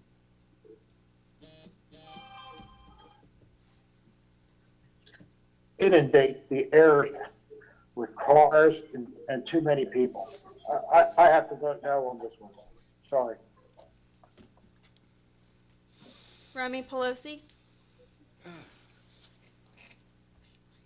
She had to put her kid to bed. Joseph DiGirolamo. I'm here. Oh, sorry, Remy. This is Remy. I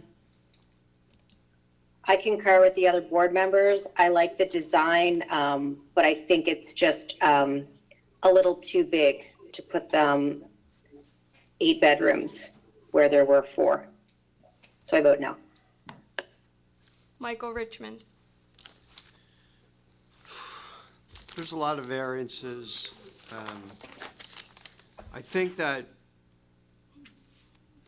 if you did think about redesigning it a little bit, I'm not going to really get into the architectural things, but maybe eliminated the elevator and shrunk the stairs, and you could suck the building in a little bit and maybe did something with that 3rd floor. It would reduce the mass, but at this point, yeah, I'm going to have to vote no also. I don't think it's really in the, I don't think it's in the best interest of the neighborhood to put something that big on the property. Application fails 7-0.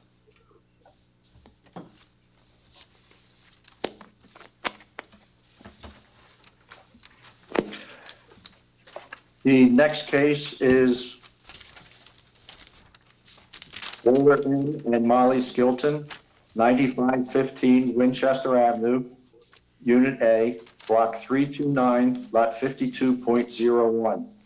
Located in the MF District, seeking C variance relief for front yard setback to porch, landscape area, and possibly others in order to enlarge the existing 1st and 2nd floor decks. Taxes and water payments are current and proof of advertising satisfied. Mr. McLaurin? Thank you, Board Chairman, board members. My report is based on the application of Walter and Molly Skilton, 9515 Winchester Avenue, Block 329, Lot 52.01. As Richard indicated, it's in the MF zone. There are 3 units on this property. This is to be considered a hardship variance and a substantial benefit variance, the hardship being that it's a corner property. The background is as follows. The applicant is seeking relief from the ordinances of the City of Margate in order to enlarge a 1st and 2nd floor deck on a corner lot at the north corner of Madison Avenue and Winchester Avenue. The request is for 3 variances. The building was constructed in 2010. Previous zoning board approvals were likely granted for density. At the bottom of page 1, you'll see the start of the zoning chart for the MF zone. And as you're aware that when you build in the MF zone now, you actually follow the MF zone standards, so that's positive. Page 2 is the continuance of the zoning chart. Page 3 are the documents reviewed to formulate this report. Peter, could you mute your microphone, Peter, please? Sorry. Section 3 of the report indicates the variance is required. First one is front yard setback to the porch, whereas prevailing front yard setback is 8.4 feet, 10.2 feet exists, and 5.1 feet is proposed. This is according to Section 175, Schedule B1. The second variance requested is for the front yard setback to the second floor deck for the same reasons, where the prevailing front yard setback is 8.4 feet, 10.2 feet exists, and 5.1 feet is proposed. And the front yard landscaping is the final variance requested, whereas the minimum front yard landscaping coverage is 60%, 54% exists, and 49% is proposed. There are 2 waivers being requested. One is a copy of an area map showing all lots within 200 feet of the property, and the other one is a copy of professional survey at a scale not smaller than as in the checklist. I don't see any reason why the board cannot grant these waivers. There would not be any detriment to the application. I give my comments on the bottom of page 3 and the top of page 4. I'm not going to go through all those, but let's keep the ball rolling, and I turn it over to the applicant. Thank you, Mr. McLaurin. Eric Goldstein on behalf of the applicants. As Roger had indicated, this is a 3-unit development at the corner of Madison and Winchester.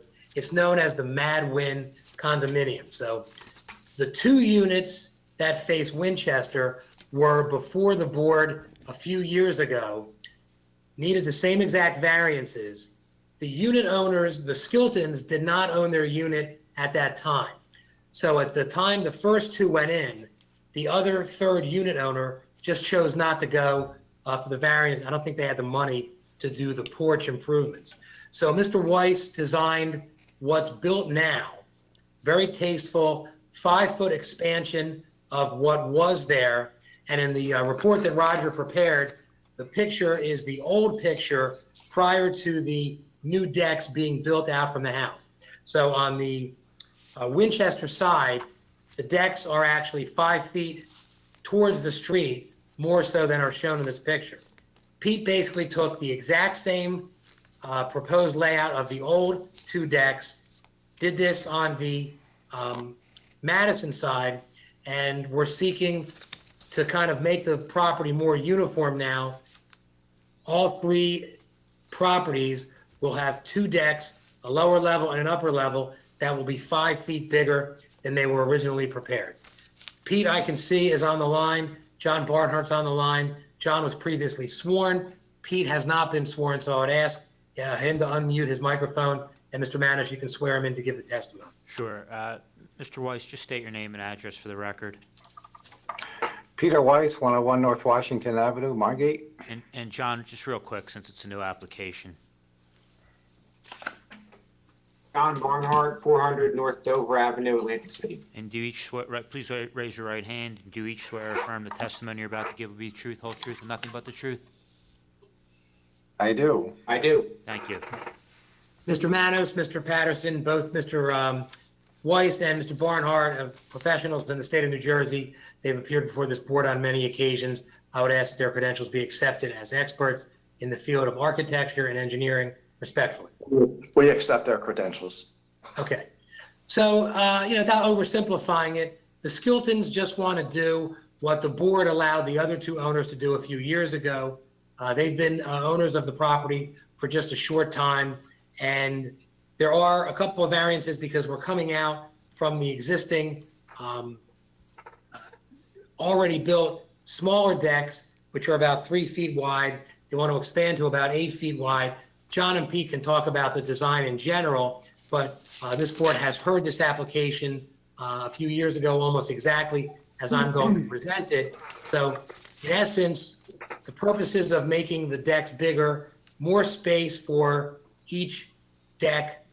There will be more room to the extent necessary for emergency personnel to access the house, because now you'll have a way to get onto that upper deck and actually get on before you go into the property itself if need be. And based upon the great look of the decks along the Winchester side, we think this will mirror that and be an architectural upgrade over what's there now, and certainly give the property owners more room to have a little bit of outdoor space in an area of town that's a little bit cramped. So I'm going to turn it over to Mr. Weiss just to walk through the plan. And Pete, I guess just talk about what's there now, how we improve the front of the other street, and what we're intending to do, which is basically mirror that exactly with this application. Okay. Eric already went through the history of this. So, yes. So what we wish to do is basically replicate what was done on the other two units. The existing decks are about 5 feet deep right now, and that's the only outdoor space for these units are the front decks. So both of the units, both of the floors, the decks are about 5 feet deep. So what we're proposing to do is come out another 5 feet, which will then obviously be about 10 feet. They're upside down houses, so the porch on the first floor effectively is the entry, and then the second floor deck is the off the living space. So that's basically the primary outdoor space for the unit, I guess you'd say. And obviously, you can see kind of what it would look like because of the other two units having been done. So this would be, replicate the finishes, if you will. Without oversimplifying it, Pete, do you see any detriment to building this deck out the same way the decks were built out along Winchester? No. And to the extent that there would be any detriment, which I can't see, to the positives of making the deck wider, as we discussed earlier, outweigh any possible detriment to be associated with the development? I believe so, yes. And I'm sure, ladies and gentlemen of the board, you've been by this property. It's very well landscaped, both on the Winchester side and the Madison side, even though we're getting a little less landscaping by making the decks bigger. The overall look of the property is different than just about anything you see in town these days. It's more landscaping and very nicely done. Even though the percentage is a little bit on the low side when you get this deck built, you can see that it's one of the type of properties where the owners take great pride. And if the decks are built out a little wider, it'll look just better. There'll have to be more architectural relief, but the landscaping differences really are hard to determine based upon what's been done on Winchester. John can testify, certainly, John Barnhart, with regard to the engineering or planning aspects of this job if the board would like. But it's if you look at what happened on Winchester and we can replicate that on Madison, it's just a great improvement to the street on that corner.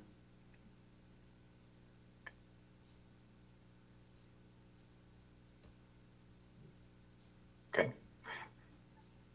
I could mention a couple of things with regard to the landscaping. As I read it, we're only required to have 3 trees on the site, and there's currently 7. And also, as I read it, we're only required to have 40 shrubs on the site, and I counted 51. So as far as existing landscaping, it exceeds what's required as far as shrubs and trees. Now, obviously, we would be keeping that. Sure. Would the board like to hear from Mr. Barnhart?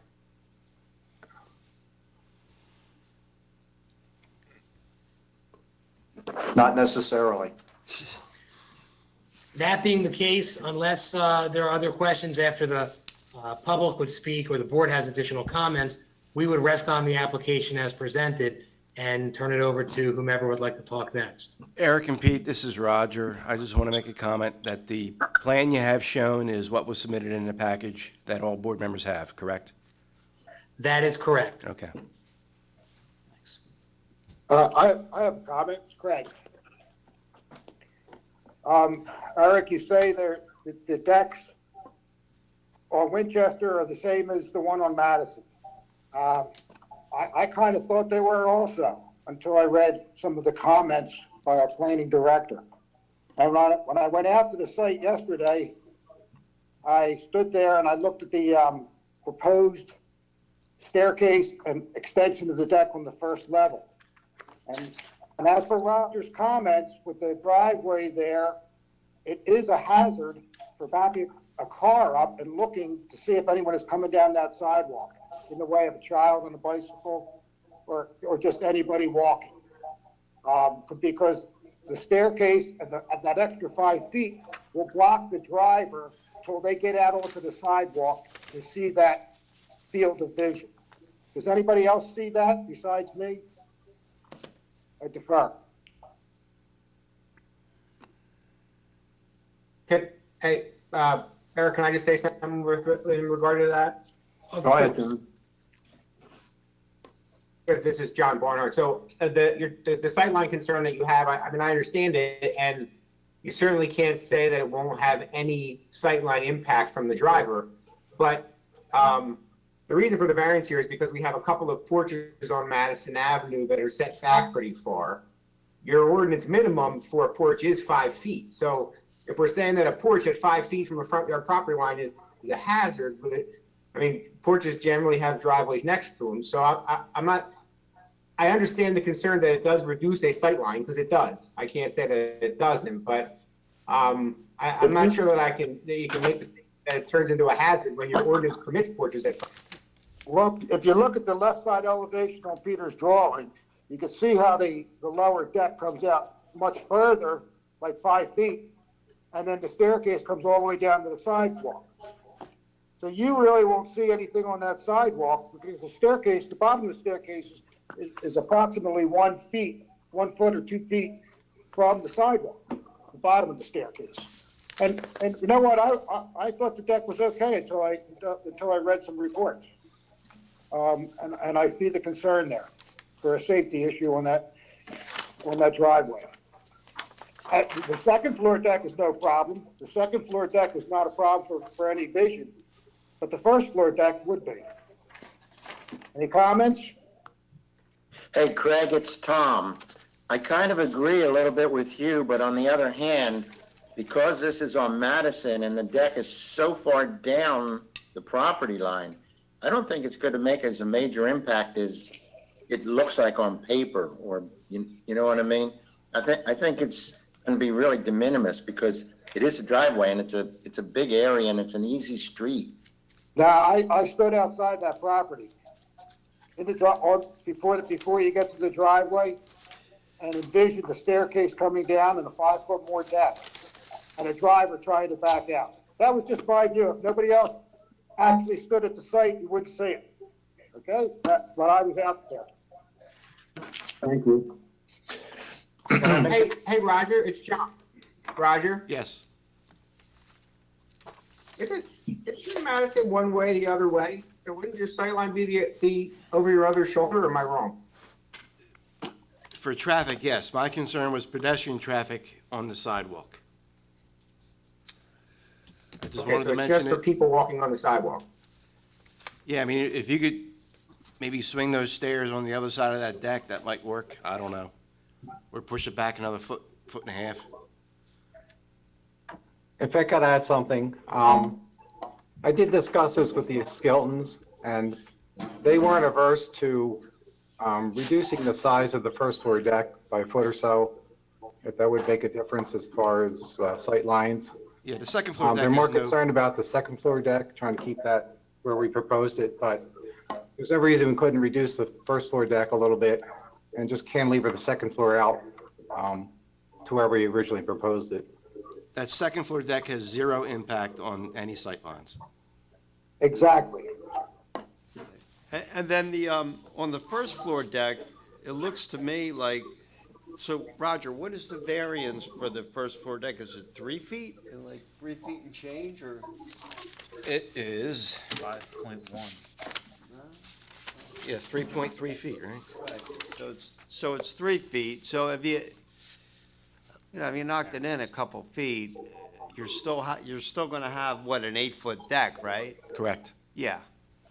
And then there'd only be like maybe a 1 foot variance instead of a 3 foot variance. It's not a 5 foot variance. It's like a 3 foot. It's like a 3 foot. and change 3.3 variance. feet Yeah. difference. About a Yeah. meter. So. How about a 2.5 foot variance? Well, no, we're trying to make it only a 1 foot variance, Craig.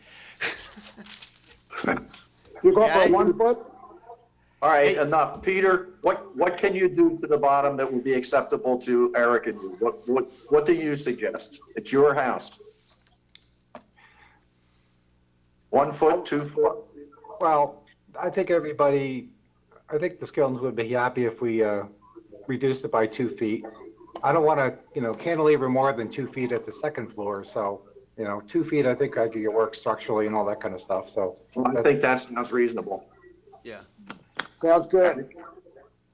Well, yeah, look, I'm gonna agree with Pete because he's a professional, but as John pointed out, we still meet the minimum. If the other properties along the street were further out, this wouldn't be a variance and we'd be able to build it whether or not it interfered with sight lines allegedly. So look, Pete knows what we can get away with, so I'm going to defer to the professional, but it's not as if we're over what the city would allow anyway, but we want to get this done, so we're going to be practical. So I'll defer to Pete. Thank you. Anybody else from the board?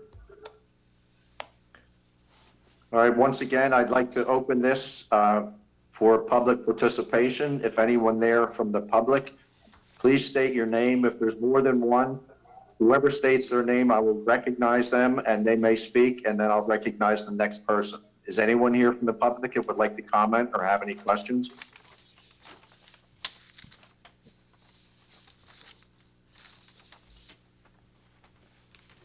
Public portion is closed. If the board have any further comments, if not, I'd like Leo to read a motion, please. Someone needs to make a motion for the following C variance relief: a front yard setback to the porch, which is now going to be 7.1 feet from the front property line because they're going to add 2 feet to that, where 8.4 feet is the required prevailing setback. A front yard setback to the second floor deck, that's going to remain at 5.1 feet as initially proposed, where 8.4 feet is the required prevailing setback. And a front yard landscaping variance of 49%, where 60% is required. The waivers will be a copy of an area map showing from submitting the area map showing all properties within 200 feet. And on the survey, I did see a survey. What do they need a checklist waiver for that? Is it the scale of the survey? Just for the scale of the survey, a checklist waiver. And the conditions will be, again, they'll give us those 2 additional feet on the front yard setback to the porch, and then any other representations made by the applicant, and any other conditions in Mr. McLaren's report dated April 29th. And that'll actually reduce the variance for the front yard landscaping. Oh, no, because the second floor deck, never mind.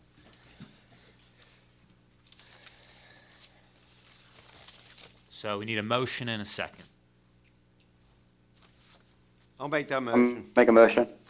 Jim Galantino. I'll second it. Who seconded? Mike Richmond. Tom Collins, I vote in favor of this application. It seems very de minimis. There's no real negative impact to any part of the neighborhood. The locations are far from the corners. It's being penalized because it's a corner property. And the way they keep their house is a attribute to the community. Letting them keep improving is a good thing. It keeps our neighborhoods nice. So I vote yes. Richard Patterson, I think the applicants have had a detriment from having to live with so little outdoor space. I think this is a great improvement for them that means nothing to the neighbors. I wholeheartedly vote yes. Jim Galantino, I think Craig should do a virtual meeting all the time. I mean, geez, he's on top of things today. Good call out on that staircase, Craig. And I'm glad they moved back, and I agree with Rich. I mean, they really had no space there.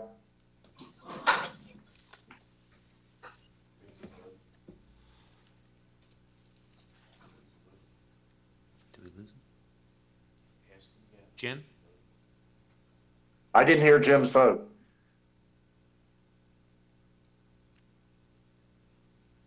Jim? You didn't hear anything? Yeah, we heard. Jim? We just didn't hear a yes or no. I voted yes. Okay. Margaret Gubernolty, I agree with the other board members and Mr. Patterson, and I vote in favor of the application. Yes. Craig Palmisano,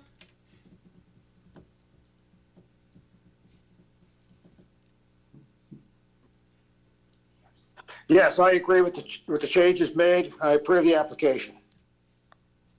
Remy Pelosi, I'm in agreement with the other board members. I approve. Michael Richmond. Yeah, with the condition that they're going to reduce the first floor deck by 2 feet, I'm going to vote yes. Application passes 7-0. Thank you. You ready, Eric? Yep. Okay, next case.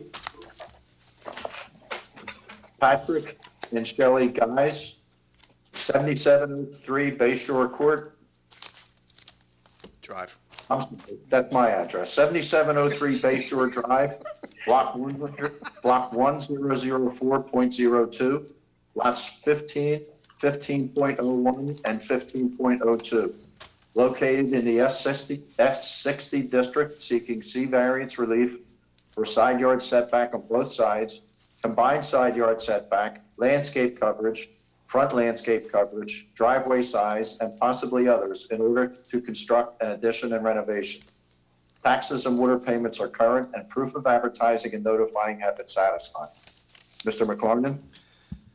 Thank you, Board Chairman, Board members. My report is based on the application of Patrick and Shelley Gees at 7703 Bayshore Drive, Block 1004.02, Lot 15 and 15.01. Straddles two zones, S60-waterfront and the riparian zone. All the improvements are occurring in the S60 zone. So this is a hardship variance and a substantial benefit variance. The hardship is the changing width at a lot, and it gets more narrow as you get towards the water.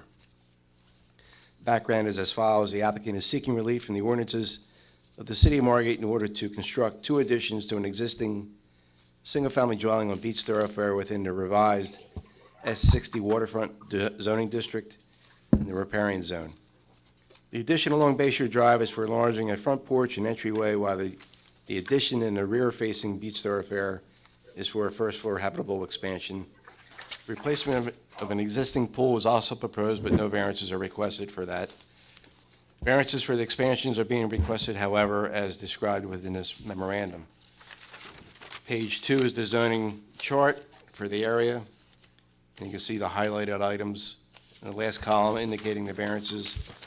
Page 3 indicates the documents reviewed for the application, including the architectural plans, the survey, the variance plan, the staff committee, and all that fun stuff.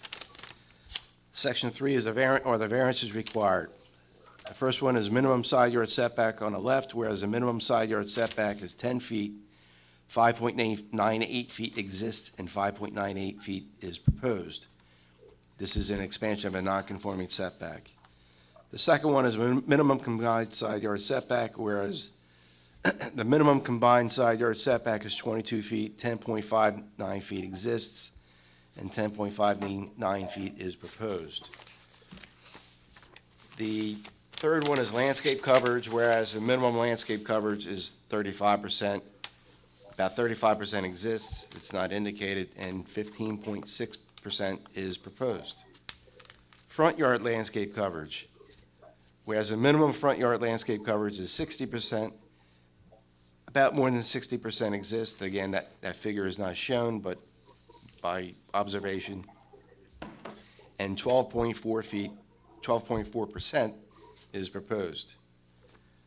The last two variances are number of curb cuts, whereas only one curb cut is permitted, and two are proposed. One of them exists, and they're proposing a second one. curb cut width, whereas the maximum width of a curb cut is 18 feet, and a total curb cut width of 35 feet is proposed, based on 2 separate curb cuts. No waivers have been requested. The comments are as follows, and I'm not going to read every single comment. The pool is shown to be replaced, but the pool equipment location is not shown. We need to see where that equipment is, and if it's in the same location, that's fine. The side yard setback minimum of 10 feet is combined.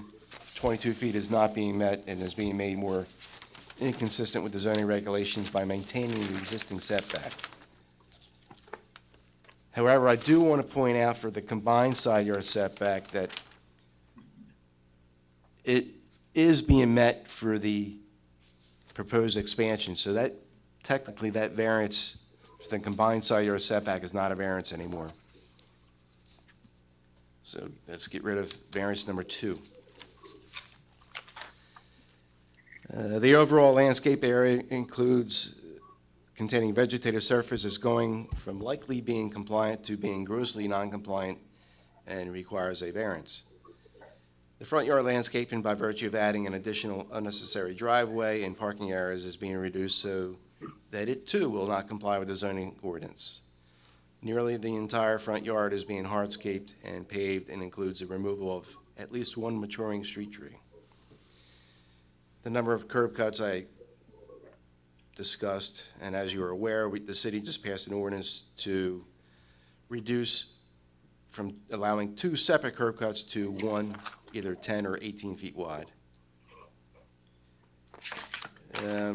Item number 8 is a comment about the roof gutters, but since this is not new construction, that is just a suggestion, not a requirement. There's a white picket fence on either side that encroaches into the right-of-way. I think that ought to be adjusted to comply. And I will turn it over to the applicant at this time. Thank you, Mr. McLaurin. Eric Goldstein on behalf of the applicants, Patrick and Shelley Geis. Mr. Barnhart is sworn, but he'll need to be sworn again to testify. And David Crawford, I got a note, may have some storm-related outages and may or may not be testifying as the architect. Although John Barnhart, Art Ponzio, and I have gone through these plans, and John, as a licensed professional planner and engineer, can give testimony. I'm going to ask him to start, and maybe by the time he's through, Mr. Crawford will be able to get back on. I see he's technically on the call on the meeting, but his microphone's off and his video's off. So before we get to the actual testimony, I just want to go through some background information.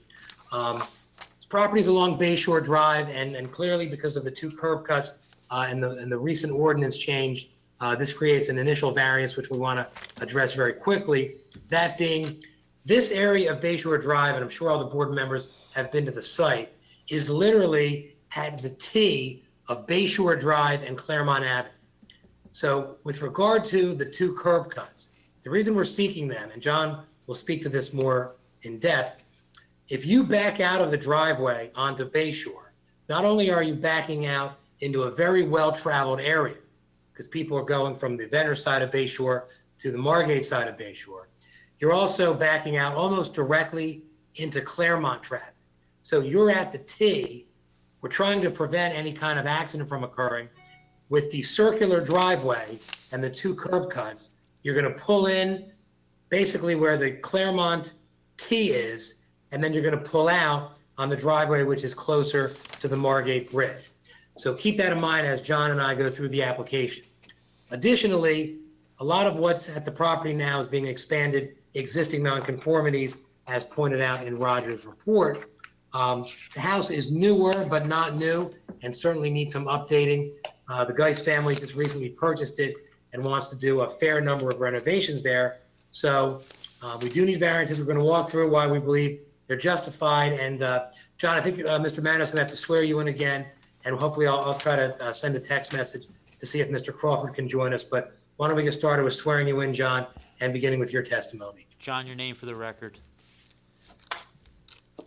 John Barnhart, 400 North Dover Avenue, Atlantic City. please raise your right hand. Do you swear or affirm the testimony you're about to give will be the truth? I do. Thanks. All right, John, we've been through the plan a number of times. Eric, along real with quick, Mr. this is Roger. I just want to backtrack 1 second. The combined side yard setback, actually, you still need a variance for that, but it's a different number. It's for 17.47 feet, and it only is for the front of the house, including the porch. The rear of the house is fine. That's where the original variances was identified in the application, but I think it's not as bad as the application was indicating. So you still need a combined side yard setback variance. I just wanted to let We you know didn't before meet you with do that your before, testimony. so that helps us. That's good. And again, the plan up on the screen is something in everyone's packet, I believe, so. Yes. Okay. That's correct. So we didn't submit anything new, Mr. Manos, since the application was submitted, and we gave the electronic copies to Palma at the planning board. Okay, thanks. All right. So John, would you walk us through the plan and the number of variances we're seeking and why we believe they're justified, and that the benefit outweighs any detriment, of course, and also the fact that this lot has a bit of an irregular shape and the house is situated on it in an irregular way. Sure. So this is a question for Roger or Leo. Can I utilize Google Earth to show the neighborhood? Roger does have the aerial shot in his report, so. Yeah, it's a blow-up of what's available in my report, that's Yeah, and everyone watching can see it, right? Yeah. Sure, then yes, it's a blow-up of what's in the report, and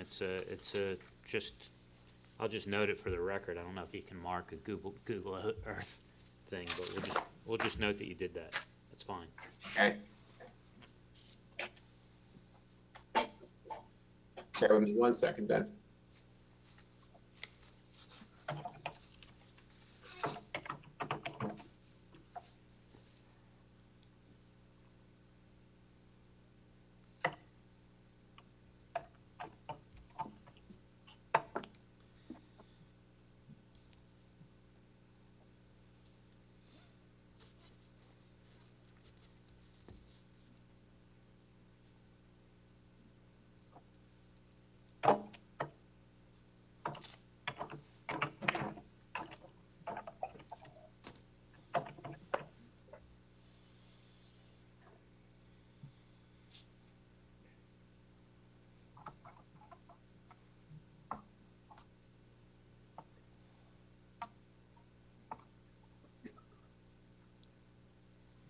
Okay.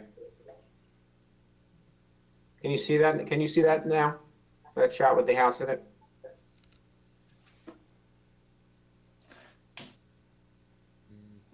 Yes. Okay. Can you All zoom right, in? so as Eric pointed out, yep, I can.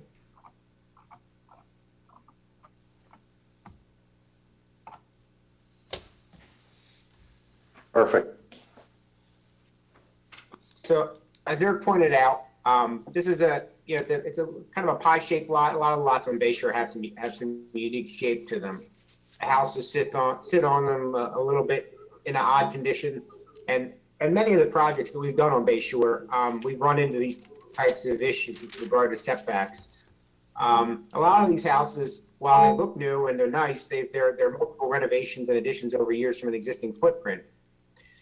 And the old setbacks back here, I think were like 7 and 3 on the side yard or something going way back. And if you look at how a lot of these houses are built, they are tight to the line. They do have spaces on the bayfront, but they generally are tight to the sidelines, especially the narrower pie-shaped lots like this one is. So the reason for that background is, our client's trying to improve upon this the existing building, but this is not a tear down. This is a renovation with some additions. So in order to accomplish their goals, they have some challenges with the shape of the lot.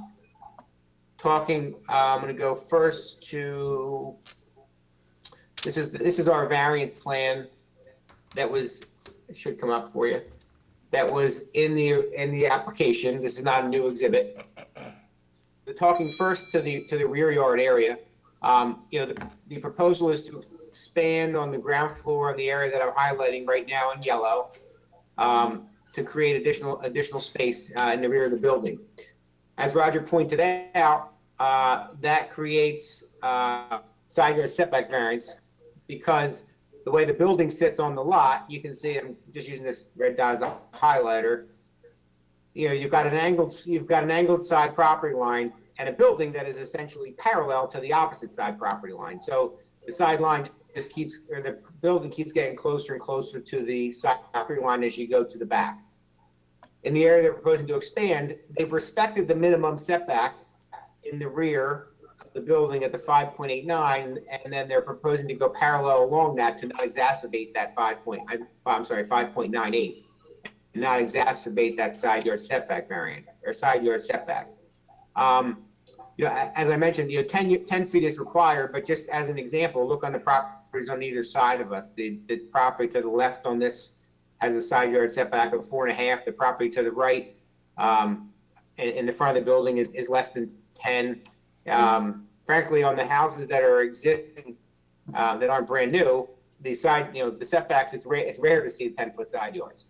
So I think that the request that we have with regard to that setback is, bear with me one second. The request that we have with regard to that side yard setback is appropriate given the location and the pattern of development along Bayshore Drive. With regard to the front, I guess the biggest, I'll say the biggest discussion here is probably the two driveways and the proposed pavers in the front. I'm going to go back for a second to the aerial. We think that their request is appropriate. You can see here, with this being our existing driveway that I'm highlighting in yellow now, but you can see it's kind of an interesting location where you're coming around a curve. Albeit it's a residential neighborhood, but cars do motor along Bayshore pretty good. And you've got one of the major arteries into the Bayshore area, Claremont Avenue, coming this way. So what we were looking at is providing an additional curb cut on this side so that so they can come in and have a circular style of driveway and come out and be able to pull head out onto Bayshore Avenue, given the fact that they are a little bit on a blind curve. If I'm sitting here and I've got cars coming from this direction, I'm a little bit on a blind curve, and I'm also essentially backing into the street behind me with the current driveway location. So the thought was to create that circular pattern, and then the additional pavers are to provide some additional parking on the site. Understand that they do ordinance in excess of the ordinance. If you're familiar with the pattern of how all the Bayshore properties have developed, many of them, in fact, you can see a number of them in this picture, have multiple driveways. They have large areas for multiple cars in their front yard, and it's very rare that you see cars really parked very often on Bayshore Drive. They mostly park on their sites. And if I zoom out a little bit, you'll see that U-shaped driveway, having two driveways and having a U-shaped driveway and essentially a whole paver front yard, is pretty consistent along Bayshore. You'll see it. You see it in a number of different locations. I'm just going to zoom out a hair here. There's the one right next to us. You go down, these are some straight ones. Then you get a multitude of them in a row as you go down toward the cul-de-sac, more toward the south end of Bayshore. When you go toward the northern end, again, you've got some areas that have, full paver front yards. It's really just become the pattern of how that area was developed. We realize it's a big request. We think that with regard to the two driveways, we do think it does create a safer solution for this specific piece of property. And because of the location of that specific piece of property, we don't think it's a precedent-setting thing. We do recognize that you recently changed the ordinance with regard to curb cuts. But because of the specific location of this site, we think that the request is appropriate. And actually, if you look to our neighbor to the left on this aerial, you'll see the next house down that's just immediately opposite the street actually does have a U-shaped drive to allow them to allow them to go around and pull head out back onto Bay Shore. This is a beautification project to an already beautiful structure. We believe that these are all the front yard variances are related to a C2 type of situation, and also creating a safer solution for the people living in the property and people visiting the property. With regard to the variances on the side. Can I interrupt, John, while you're talking about the safety of the driveway? Absolutely. Is there a stop sign at the end of Claremont Avenue? Is there a stop sign at the end of Claremont Avenue? I see a stop bar in the picture. I'm going to presume there's a stop sign there. There is. Has there been a significant amount of accidents for people backing out of that driveway or driveways around there? We have not done a study to know that answer. I don't know, Rich. I'm going to say probably not. Thank you.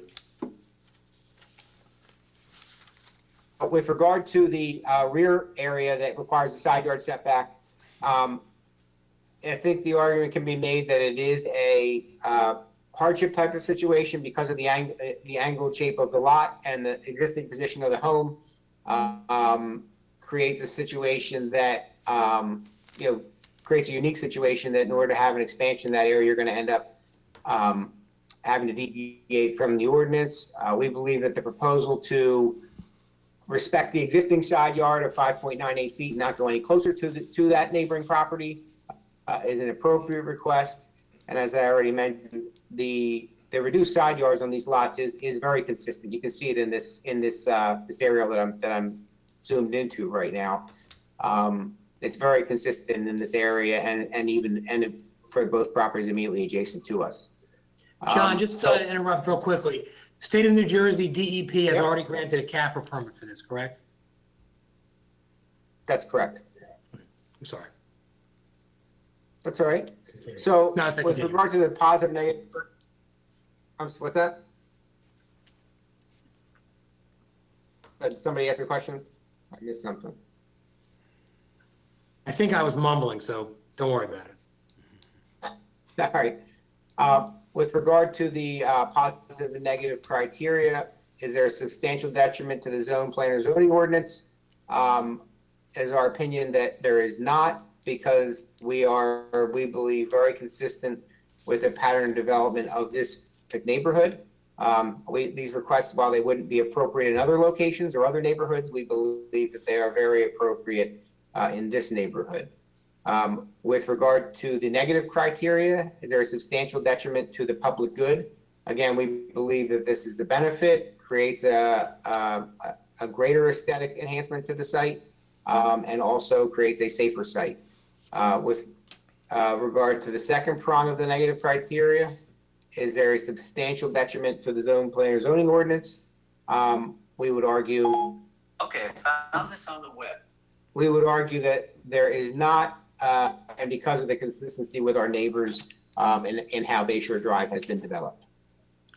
And John, obviously, we're looking at one snapshot of Bayshore Drive, but if you go further to the side towards Denver, or further to the side towards the Margate Bridge, the bulk of the homes have been developed similar to what we have here, and some even in a more intense manner with driveways that are not unlike the one that's shown just a couple down, but bigger and with more pavers in the front, correct? Correct. And you can see, I mean, you've got, like just going right down the street here, you got Brunswick Court, the house immediately opposite them has a double driveway. This is our site here. The next one down opposite has a double driveway. Keep going down where you've got a Bayside Court coming in, and I think this is Lagoon Drive. 3 houses in a row there have the double U-shaped driveways. So this is, as I said, is very consistent with how Bayshore has been developed. And we realize that limiting curb cuts to make sure we're not taking parking off the streets. We understand all of that, and But at this location, I mean, you can look at this aerial as an example. There, from one end to the other, there's very, very few cars actually parked on Bay Shore. So the loss of parking on Bay Shore really has no negative impact, in our opinion, to the neighborhood. And John, you do a lot of work in town, and when the city passed an ordinance prohibiting the second curb cut, the purpose of that, as you indicated, was to prevent highly traveled streets, busy streets that need a lot of parking, from having parking taken away and having a curb cut to a driveway, then a little bit of grass, then a curb cut to a driveway on the other side. The primary reason for that, obviously, would be each curb cut takes away a parking spot, and the space in the middle, as Mr. Palmisano pointed out in the first application, becomes less.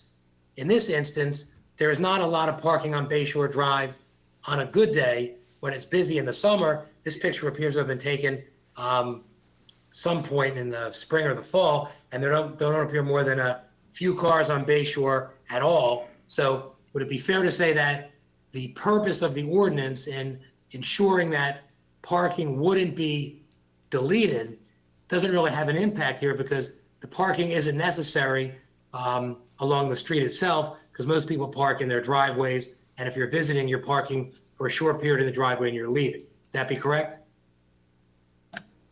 Yes, that is my opinion. That's correct. Okay. Mr. Barnhart, this is Rich Patterson. Yes, sir. You're ignoring the elephant in the room. It's not just parking, it's the greenery.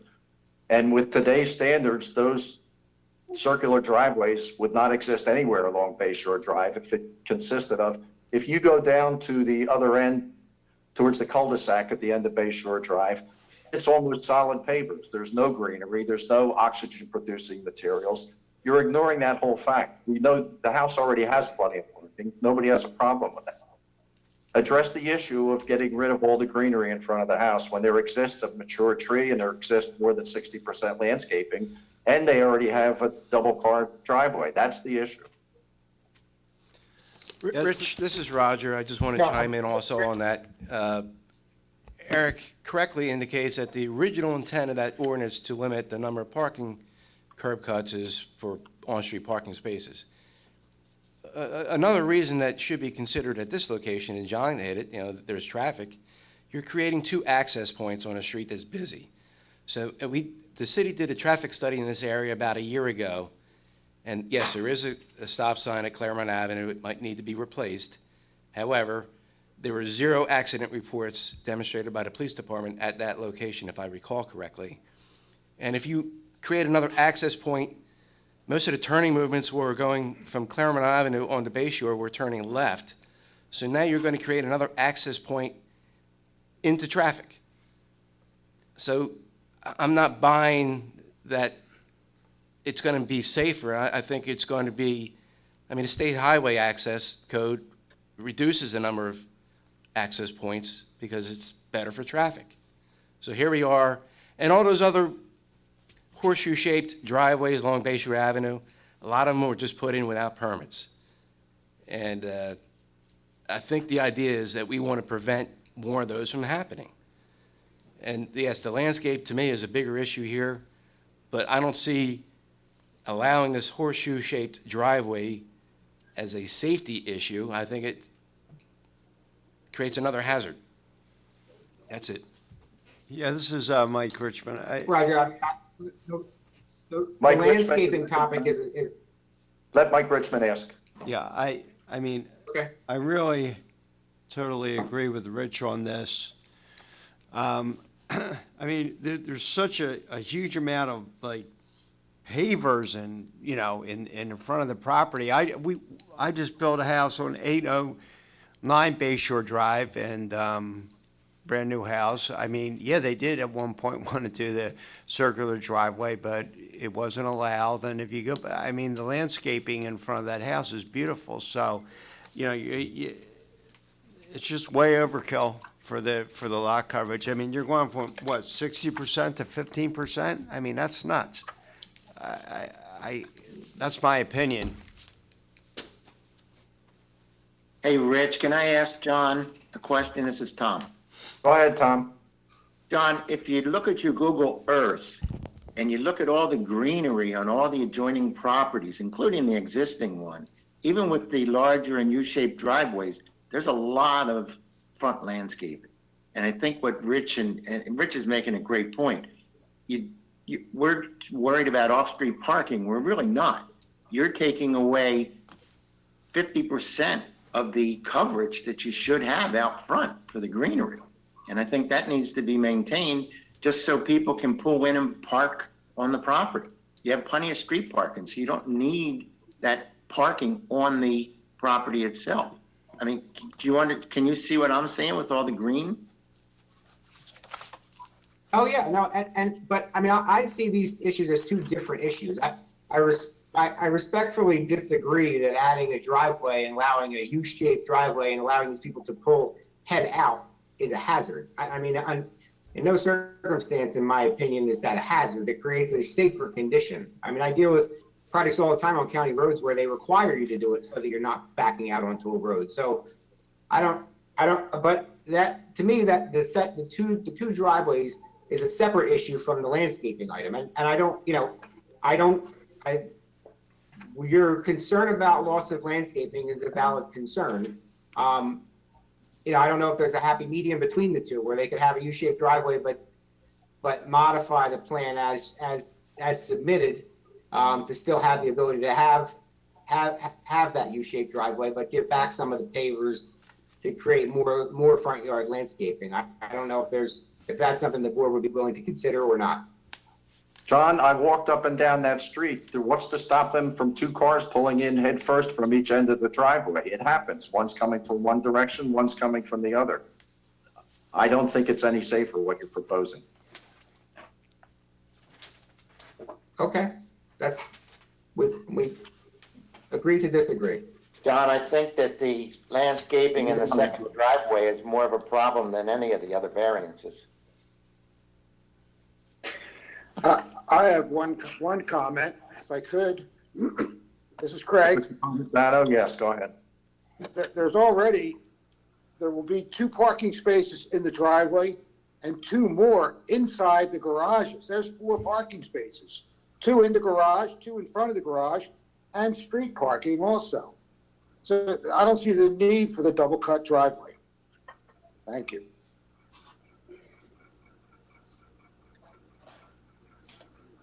We have the architect on the line. I think we should hear from him now, and I know the property owner is also with us, and we should hear from him in a minute. So, David Crawford, can you turn your computer camera on so you can testify?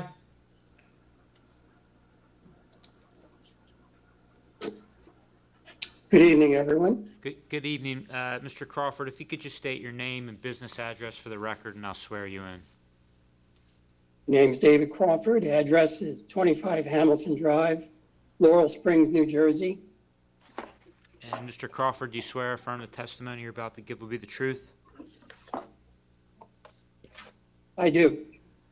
Thanks. And Eric, I'm not sure, if you want to just get him qualified real quick. Sure. Mr. Crawford, would you, if you don't mind, briefly give us your educational background and your licensure as an architect? Yes. I've been a licensed architect since 1980, practicing in New Jersey, in southern New Jersey mostly. I've done work throughout the tri-state area in both commercial and residential. Enjoy my business. Mr. Crawford. Okay, thank you, Mr.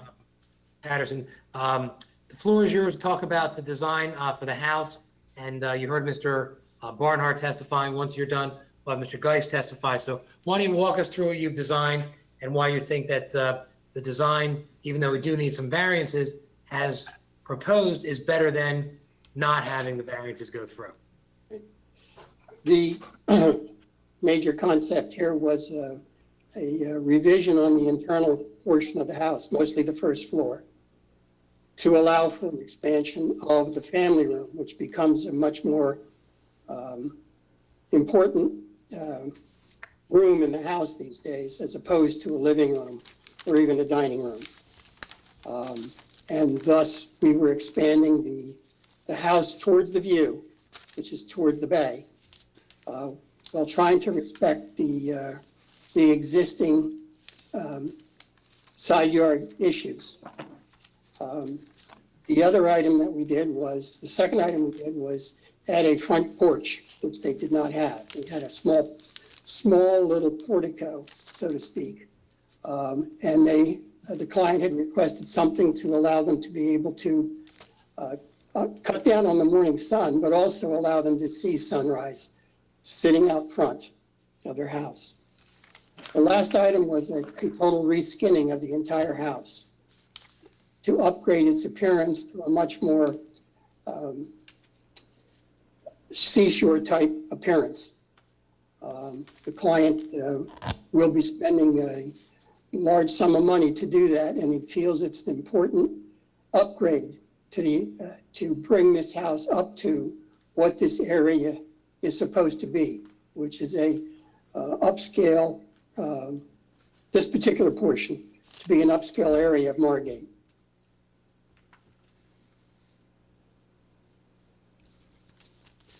So, Mr. Crawford, I heard everything you talked about, but I didn't hear any justification for the half-shoe, horseshoe. Who's speaking?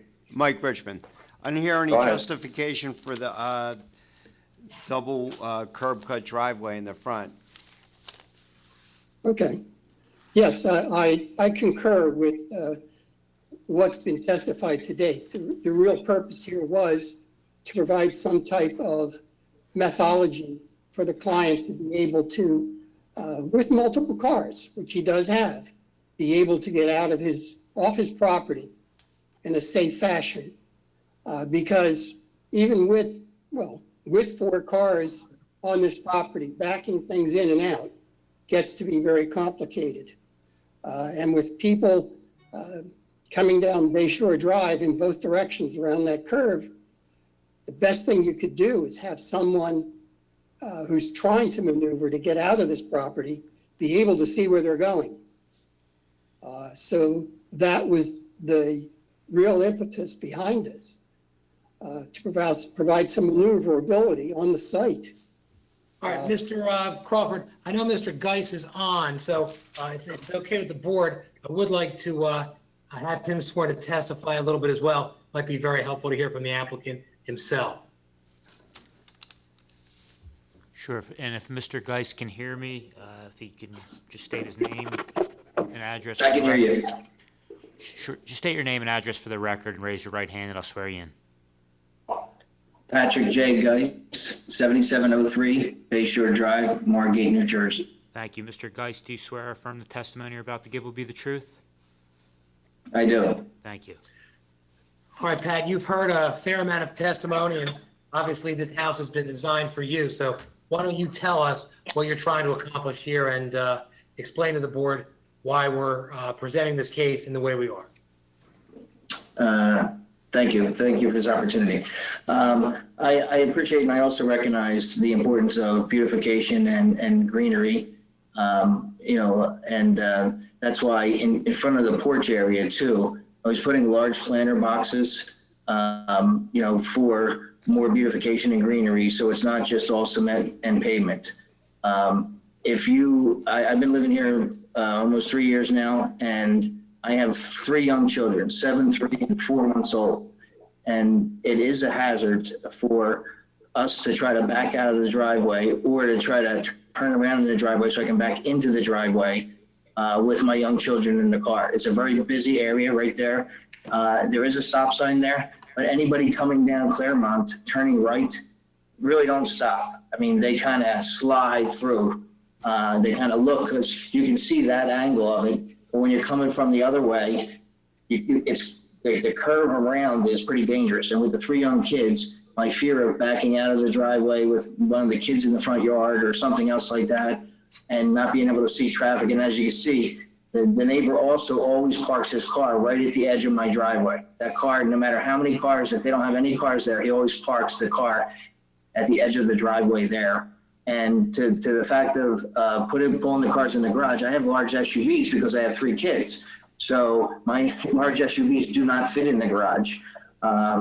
so the garage is not usable space for me to pull in another vehicle to have the area there for kids. But I do appreciate the beautification, and I will absolutely utmost keep the landscaping as I do in my other properties. And I'm just concerned about my kids. It is an area of heavy traffic, and cars do fly down Bay Shore around that corner pretty fast. It certainly go way more than the 25-mile-an-hour posted speed limit at most times. A lot of delivery cars.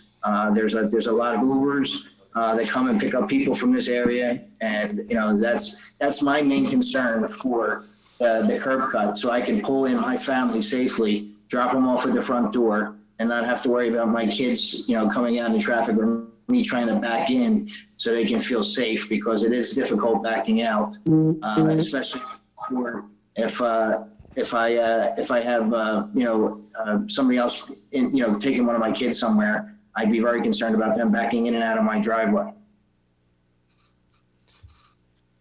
This is Thank you, Roger Mr. from, Geis. I'm sorry. real quick. Again, part of that traffic study was the average speed determination, and it determined that the average speed actually was matching the speed limit. So maybe a car here and there might be zooming around the corner, but the police department did a speed study, and as did our engineer, and indicated that the average speed was meeting the speed limit. When was the speed study done? I was not aware that there was a speed study done and not presented. I also, I can do a speed study on my own accord. I own an engineering firm, and we do highways and bridges, and I have a lot of traffic engineers on staff that could do a study for you if you needed another study done at my cost. I don't think that's necessary. The city already did one, thank you. When was the study done? Last year, last summer. Okay.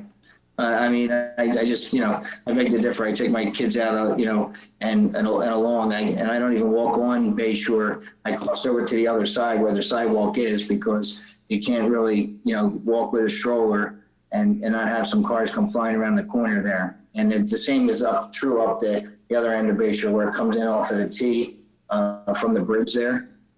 People kind of wrap around that pretty fast as well. So you said because you have no sidewalk, you have to walk in the street? Is that what you just said? There's no sidewalk on my side of the block. Okay. So I have to cross the street to be able to walk the kids out anywhere in the neighborhood. Because it's, I see people do walk in the street with probably older kids or kids bike in the street. But, I wouldn't feel safe with my young kids in the street. And that's my biggest concern. As far as beautification, somebody mentioned that there was an established tree. There's a small tree that's dying that I'm going to replace anyway. But I was planning that front bed there was going to be beautified. So when you're coming down Claremont, that's what you're going to see anyway, is that front bed from the front of the house. Because, right now there's just grass there, and that's what you see. And then I have a little planter bed that exists now, and a little bit of landscape right by the steps. But as far as beautification, I think what I'm going to do after redesigning the house and doing everything is better than what it looks like now.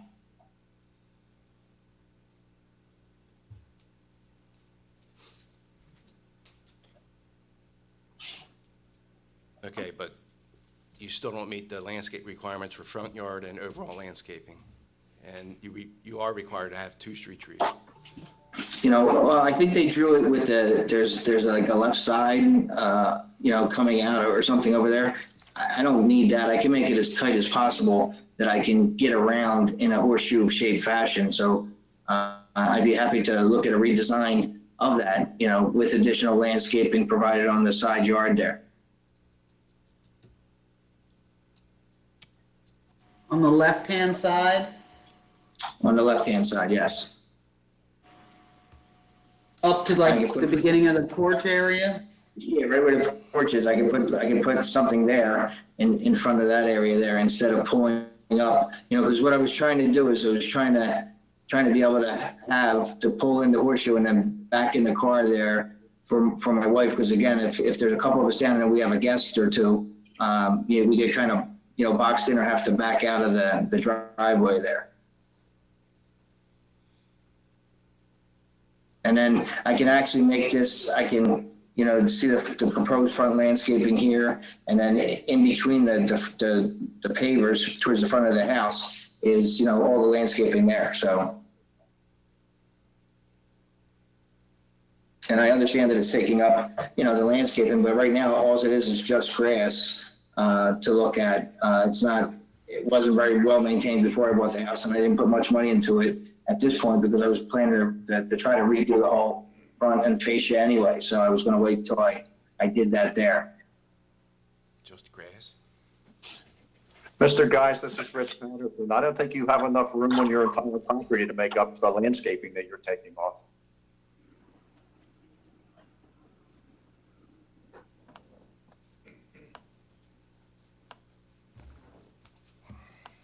Yeah, Rich, can I say something here? I'm looking at,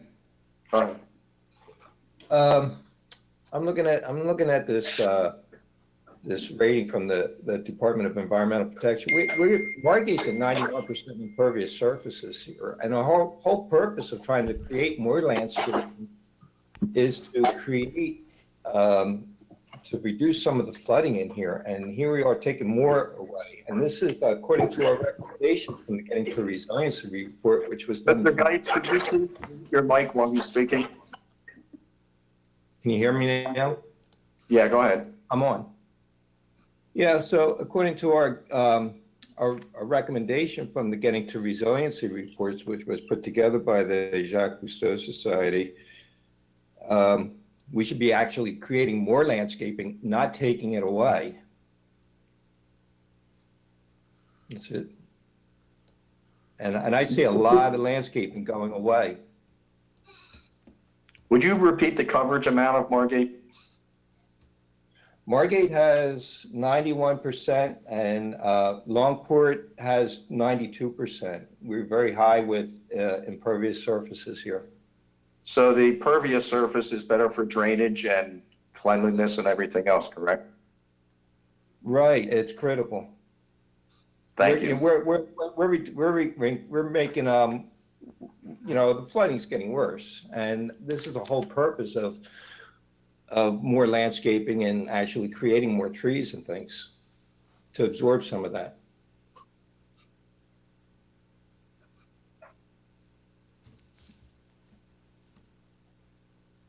Mr. Goldstein? We're having a conference sidebar. Just give us a minute. We'll get right back to you. Thank you.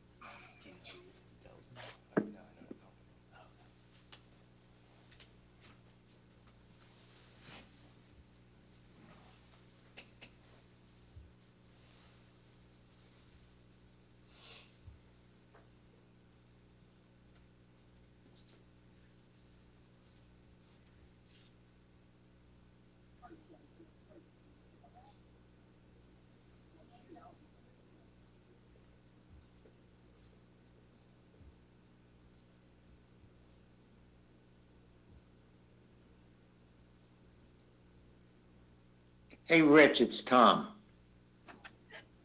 Yes. Can we move on to another part instead of just sitting here? It's getting late. No, they're not here. Let them talk. All right, we have discussed, Mr. Geis obviously gets a feel for the room, and the reasonableness of what he's asking for. So he is willing presently to give up the second curb cut, which will mean the elimination of the driveway on the left side of the house. And we would still ask for all of the other variances with regard to the revisions we need to make to the rear, but it won't be a 2 curb cut house. So will the driveway, the only driveway will be the existing driveway, correct? That's correct. It wouldn't extend into the center of the lot? It would look like it is now, subject to the proposed front porch being built. There might be a portion in front of where John has that arrow on the screen that's pavers, but it wouldn't be the double, it would not look like it looks on the plan as presented by Mr. Crawford and by Ponzio's office. Thank you. Hey, So, Richard. Eric, just to clarify, this is John. You are going to have to expand the pavers to accommodate the new stairs. So correct. Are we? I'm drawing something on the screen right now. Are we talking about something like that? That's similar to what's there now. Patrick on that, but I'm sure he's paying attention there. So, Pat, can you unmute your mic? Okay. Yeah, I can. Yeah, I think that's what we'd be talking about, John. Okay, I just want to make sure everybody understands, because there is going to be some change to the pavers out front, so, in order to make those stairs work. Yes, understandable. It comes down about that far now anyway, because the way the step is positioned. Thank you. All Hey, right, Rich, look, can I ask we'll a question? figure out a way to make it work with regard to the safety issue. Mr. Geis and his family are going to have to be a little bit careful, of course, but as much as it's important to have the front look a certain way, this is really more about what's going on at the rear of the house out towards the bay. So with that change, we rest. Any other questions from the board? Rich, I have one question. It's Tom. Go ahead, Tom. What effect does this change have on the front variance? Are we going from a 60% proposed with a 12.4? How much up is that going? Is the rest all going to be landscaping? Except for yes. where the red line is? Correct. All those pavers go away? Affirmative. So what's the percentage? All of that area I just highlighted in yellow would go away. It would become landscaping.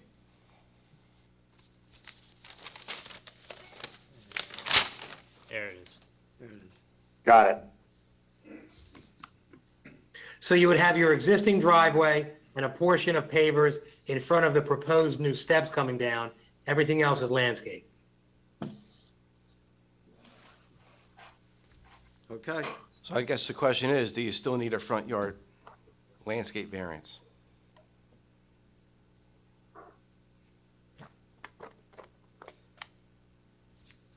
I would say it's possible, but we can calculate that later, and if the board is happy with what they're giving up, Right. I'd say we move on, and whatever that number is, that's the number we can approve in the resolution. Right, we'll call it a variance. I think the board can leave that portion, the reasonableness of the landscaping that's going away. I think we can leave that up to Roger. I think he knows the intent of the board. Yes. Are we confident that the overall landscaping coverage will be met? Again, the same situation, that would be part of the calculation. I think meeting the overall landscaping will probably be easier.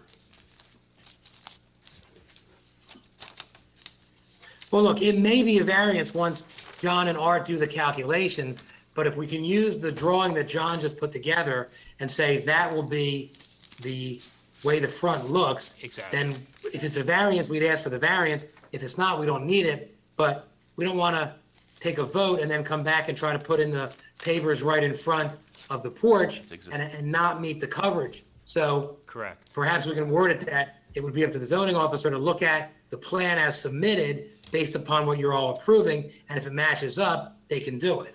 So I agree. Yes. Yes. You're going to be granted the variance for both tonight, knowing that they're less than what you asked for, and if you don't need one, it goes away anyway. So I don't want Fair you to enough. come back to the board for something that we are agreeing on here. Right, so when John ultimately puts his plan together, Mr. Crawford revises his, there's gonna be an area that's shown, as John just marked up. If that is a variance, then you're granting it. If it's not, it's moot. Correct. Correct. Okay, I'm okay with that, thank you. Can I ask one question on the, the brick pavers, will they go to the left side of the front step and not past the step?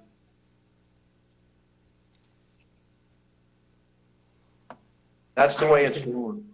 Yeah, that's. Not in that's front what- of the porch. Didn't we say just to the step? Is that correct? That's where the red line is.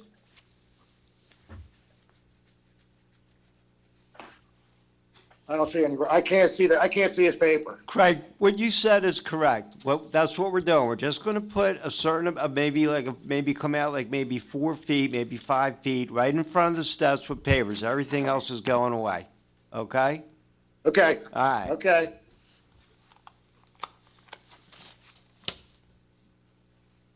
Okay, anyone else from the board? Did you say you rest, Eric? Correct. Okay, we're going to the public now. If anyone's out there from the public that would like to speak, there may be more than one of you. State your name. If there's more than one person, I'll call that person, and then I'll call everyone else as they're available. So is there anyone there from the public who would like to make a comment or have a question?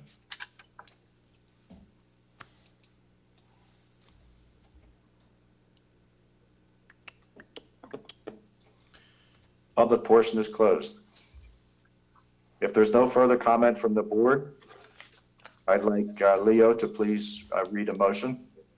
Okay, someone needs to make a motion for C variance relief for the following: a side yard setback on the left side of 5.98 feet where 10 feet is required, a combined side yard setback variance of 17.47 feet. That's for that front area where 22 feet is required. I'm going to jump down to Roger's list. The curb cut variance and the curb cut width variance would go away because they're only going to have one curb cut now, and it's going to be the required width. And then the other variances would be, if needed, for landscape coverage and front yard landscape coverage. The front yard landscape, the total landscape coverage, we require 35%, and the front yard, we require a minimum of 60%.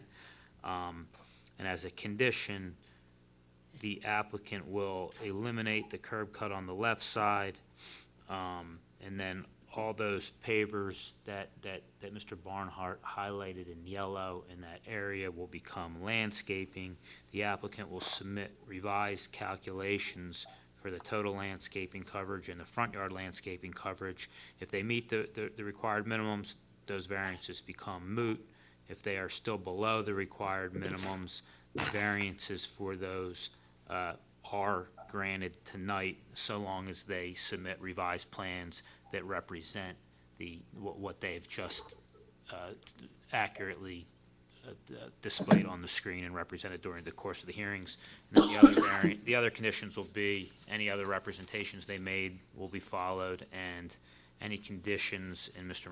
McLaurin's report, unless modified tonight, which many of them may have been because there's been some changes. Leo, may I interrupt? Roger, did you bring up the point of street trees? Are there street trees there? It's in the report. It sounds like they need to be replaced anyway, and they'll comply with all the requirements. So he will need to comply with the street tree ordinance. And the shrubs and landscaping, yes. All right, thank you. You're welcome.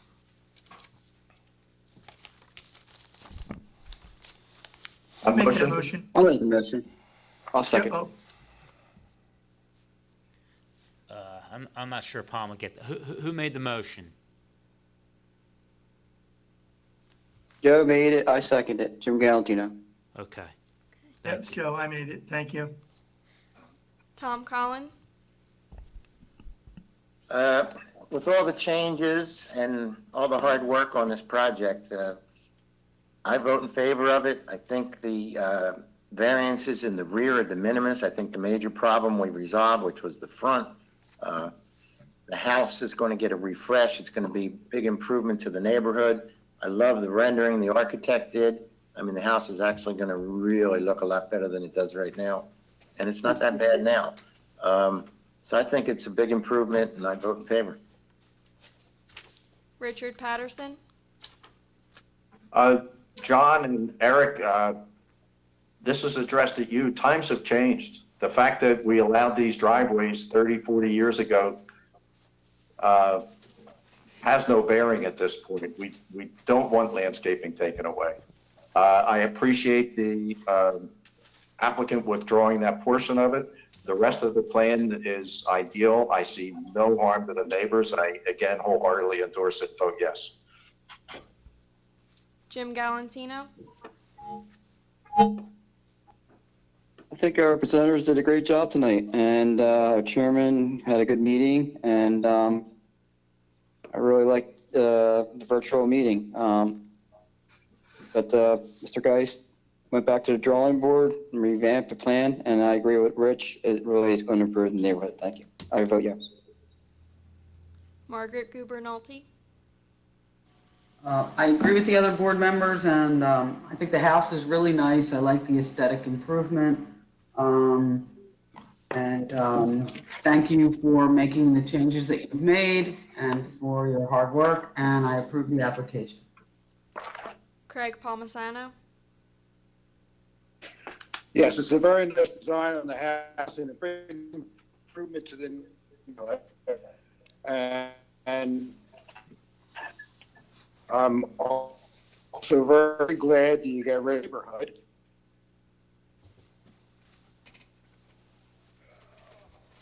Craig, we can't hear you. I approve. Remy Pelosi, I am in agreement with the other board members. Thank you for making the changes, taking suggestions, and I approve. Michael Richmond, Yeah, reducing the impervious coverage makes a big difference to the neighborhood and the project, so I'm going to approve it. application passes, 7 in favor and 0 opposed. Thank you all. Thank you. Thank you. Thank you, Eric. Thank you, John. Thanks for the, John, thank you for the technical, I think it went very well. Thank you all. All right, I don't know if there's, I'll just ask for public participation on the chance someone is out there. Is anyone out there that has any comments? Rich, it's Art Ponzio. How are you? Hey, Art, how are you? Have you been here? I'll tell you what. I want to congratulate you and the board members, every one of them, and it went very smooth. For the first time out of the box, we learned a lot tonight. I think it was fantastic. You guys did a great job. I was sweating. I really didn't think it would go this smooth. Really, really, really good. And, you know, all cases, and you even had a little bit of back and forth on the cases. An easier case is going to be no problem at all. You'll get into that as you go forward with these. Let's hope that there's not that many of these coming up. We want to get back to normal. But for right now, you did a fantastic job. Everybody there. Thank you all. Thank you, Art. All right. All right, if there's, Roger, anything else you want to discuss? We were originally going to have a special meeting on May 14th, but that's not necessary at this point in time, so the next available meeting will be May 28th. How many cases do we have? 9. What? No. 3 or 4. Because you were on your own. Including possibly... Motion to adjourn the meeting? Yes. Rich, this is Tom. I'll make a motion to adjourn, and I also want to say you did a great job tonight. Thank you. Second? I'll second the motion. It's Joe. All right, Joe. Everybody said aye. I could hear him from here. Meeting is adjourned. Adios. Aye. Bye.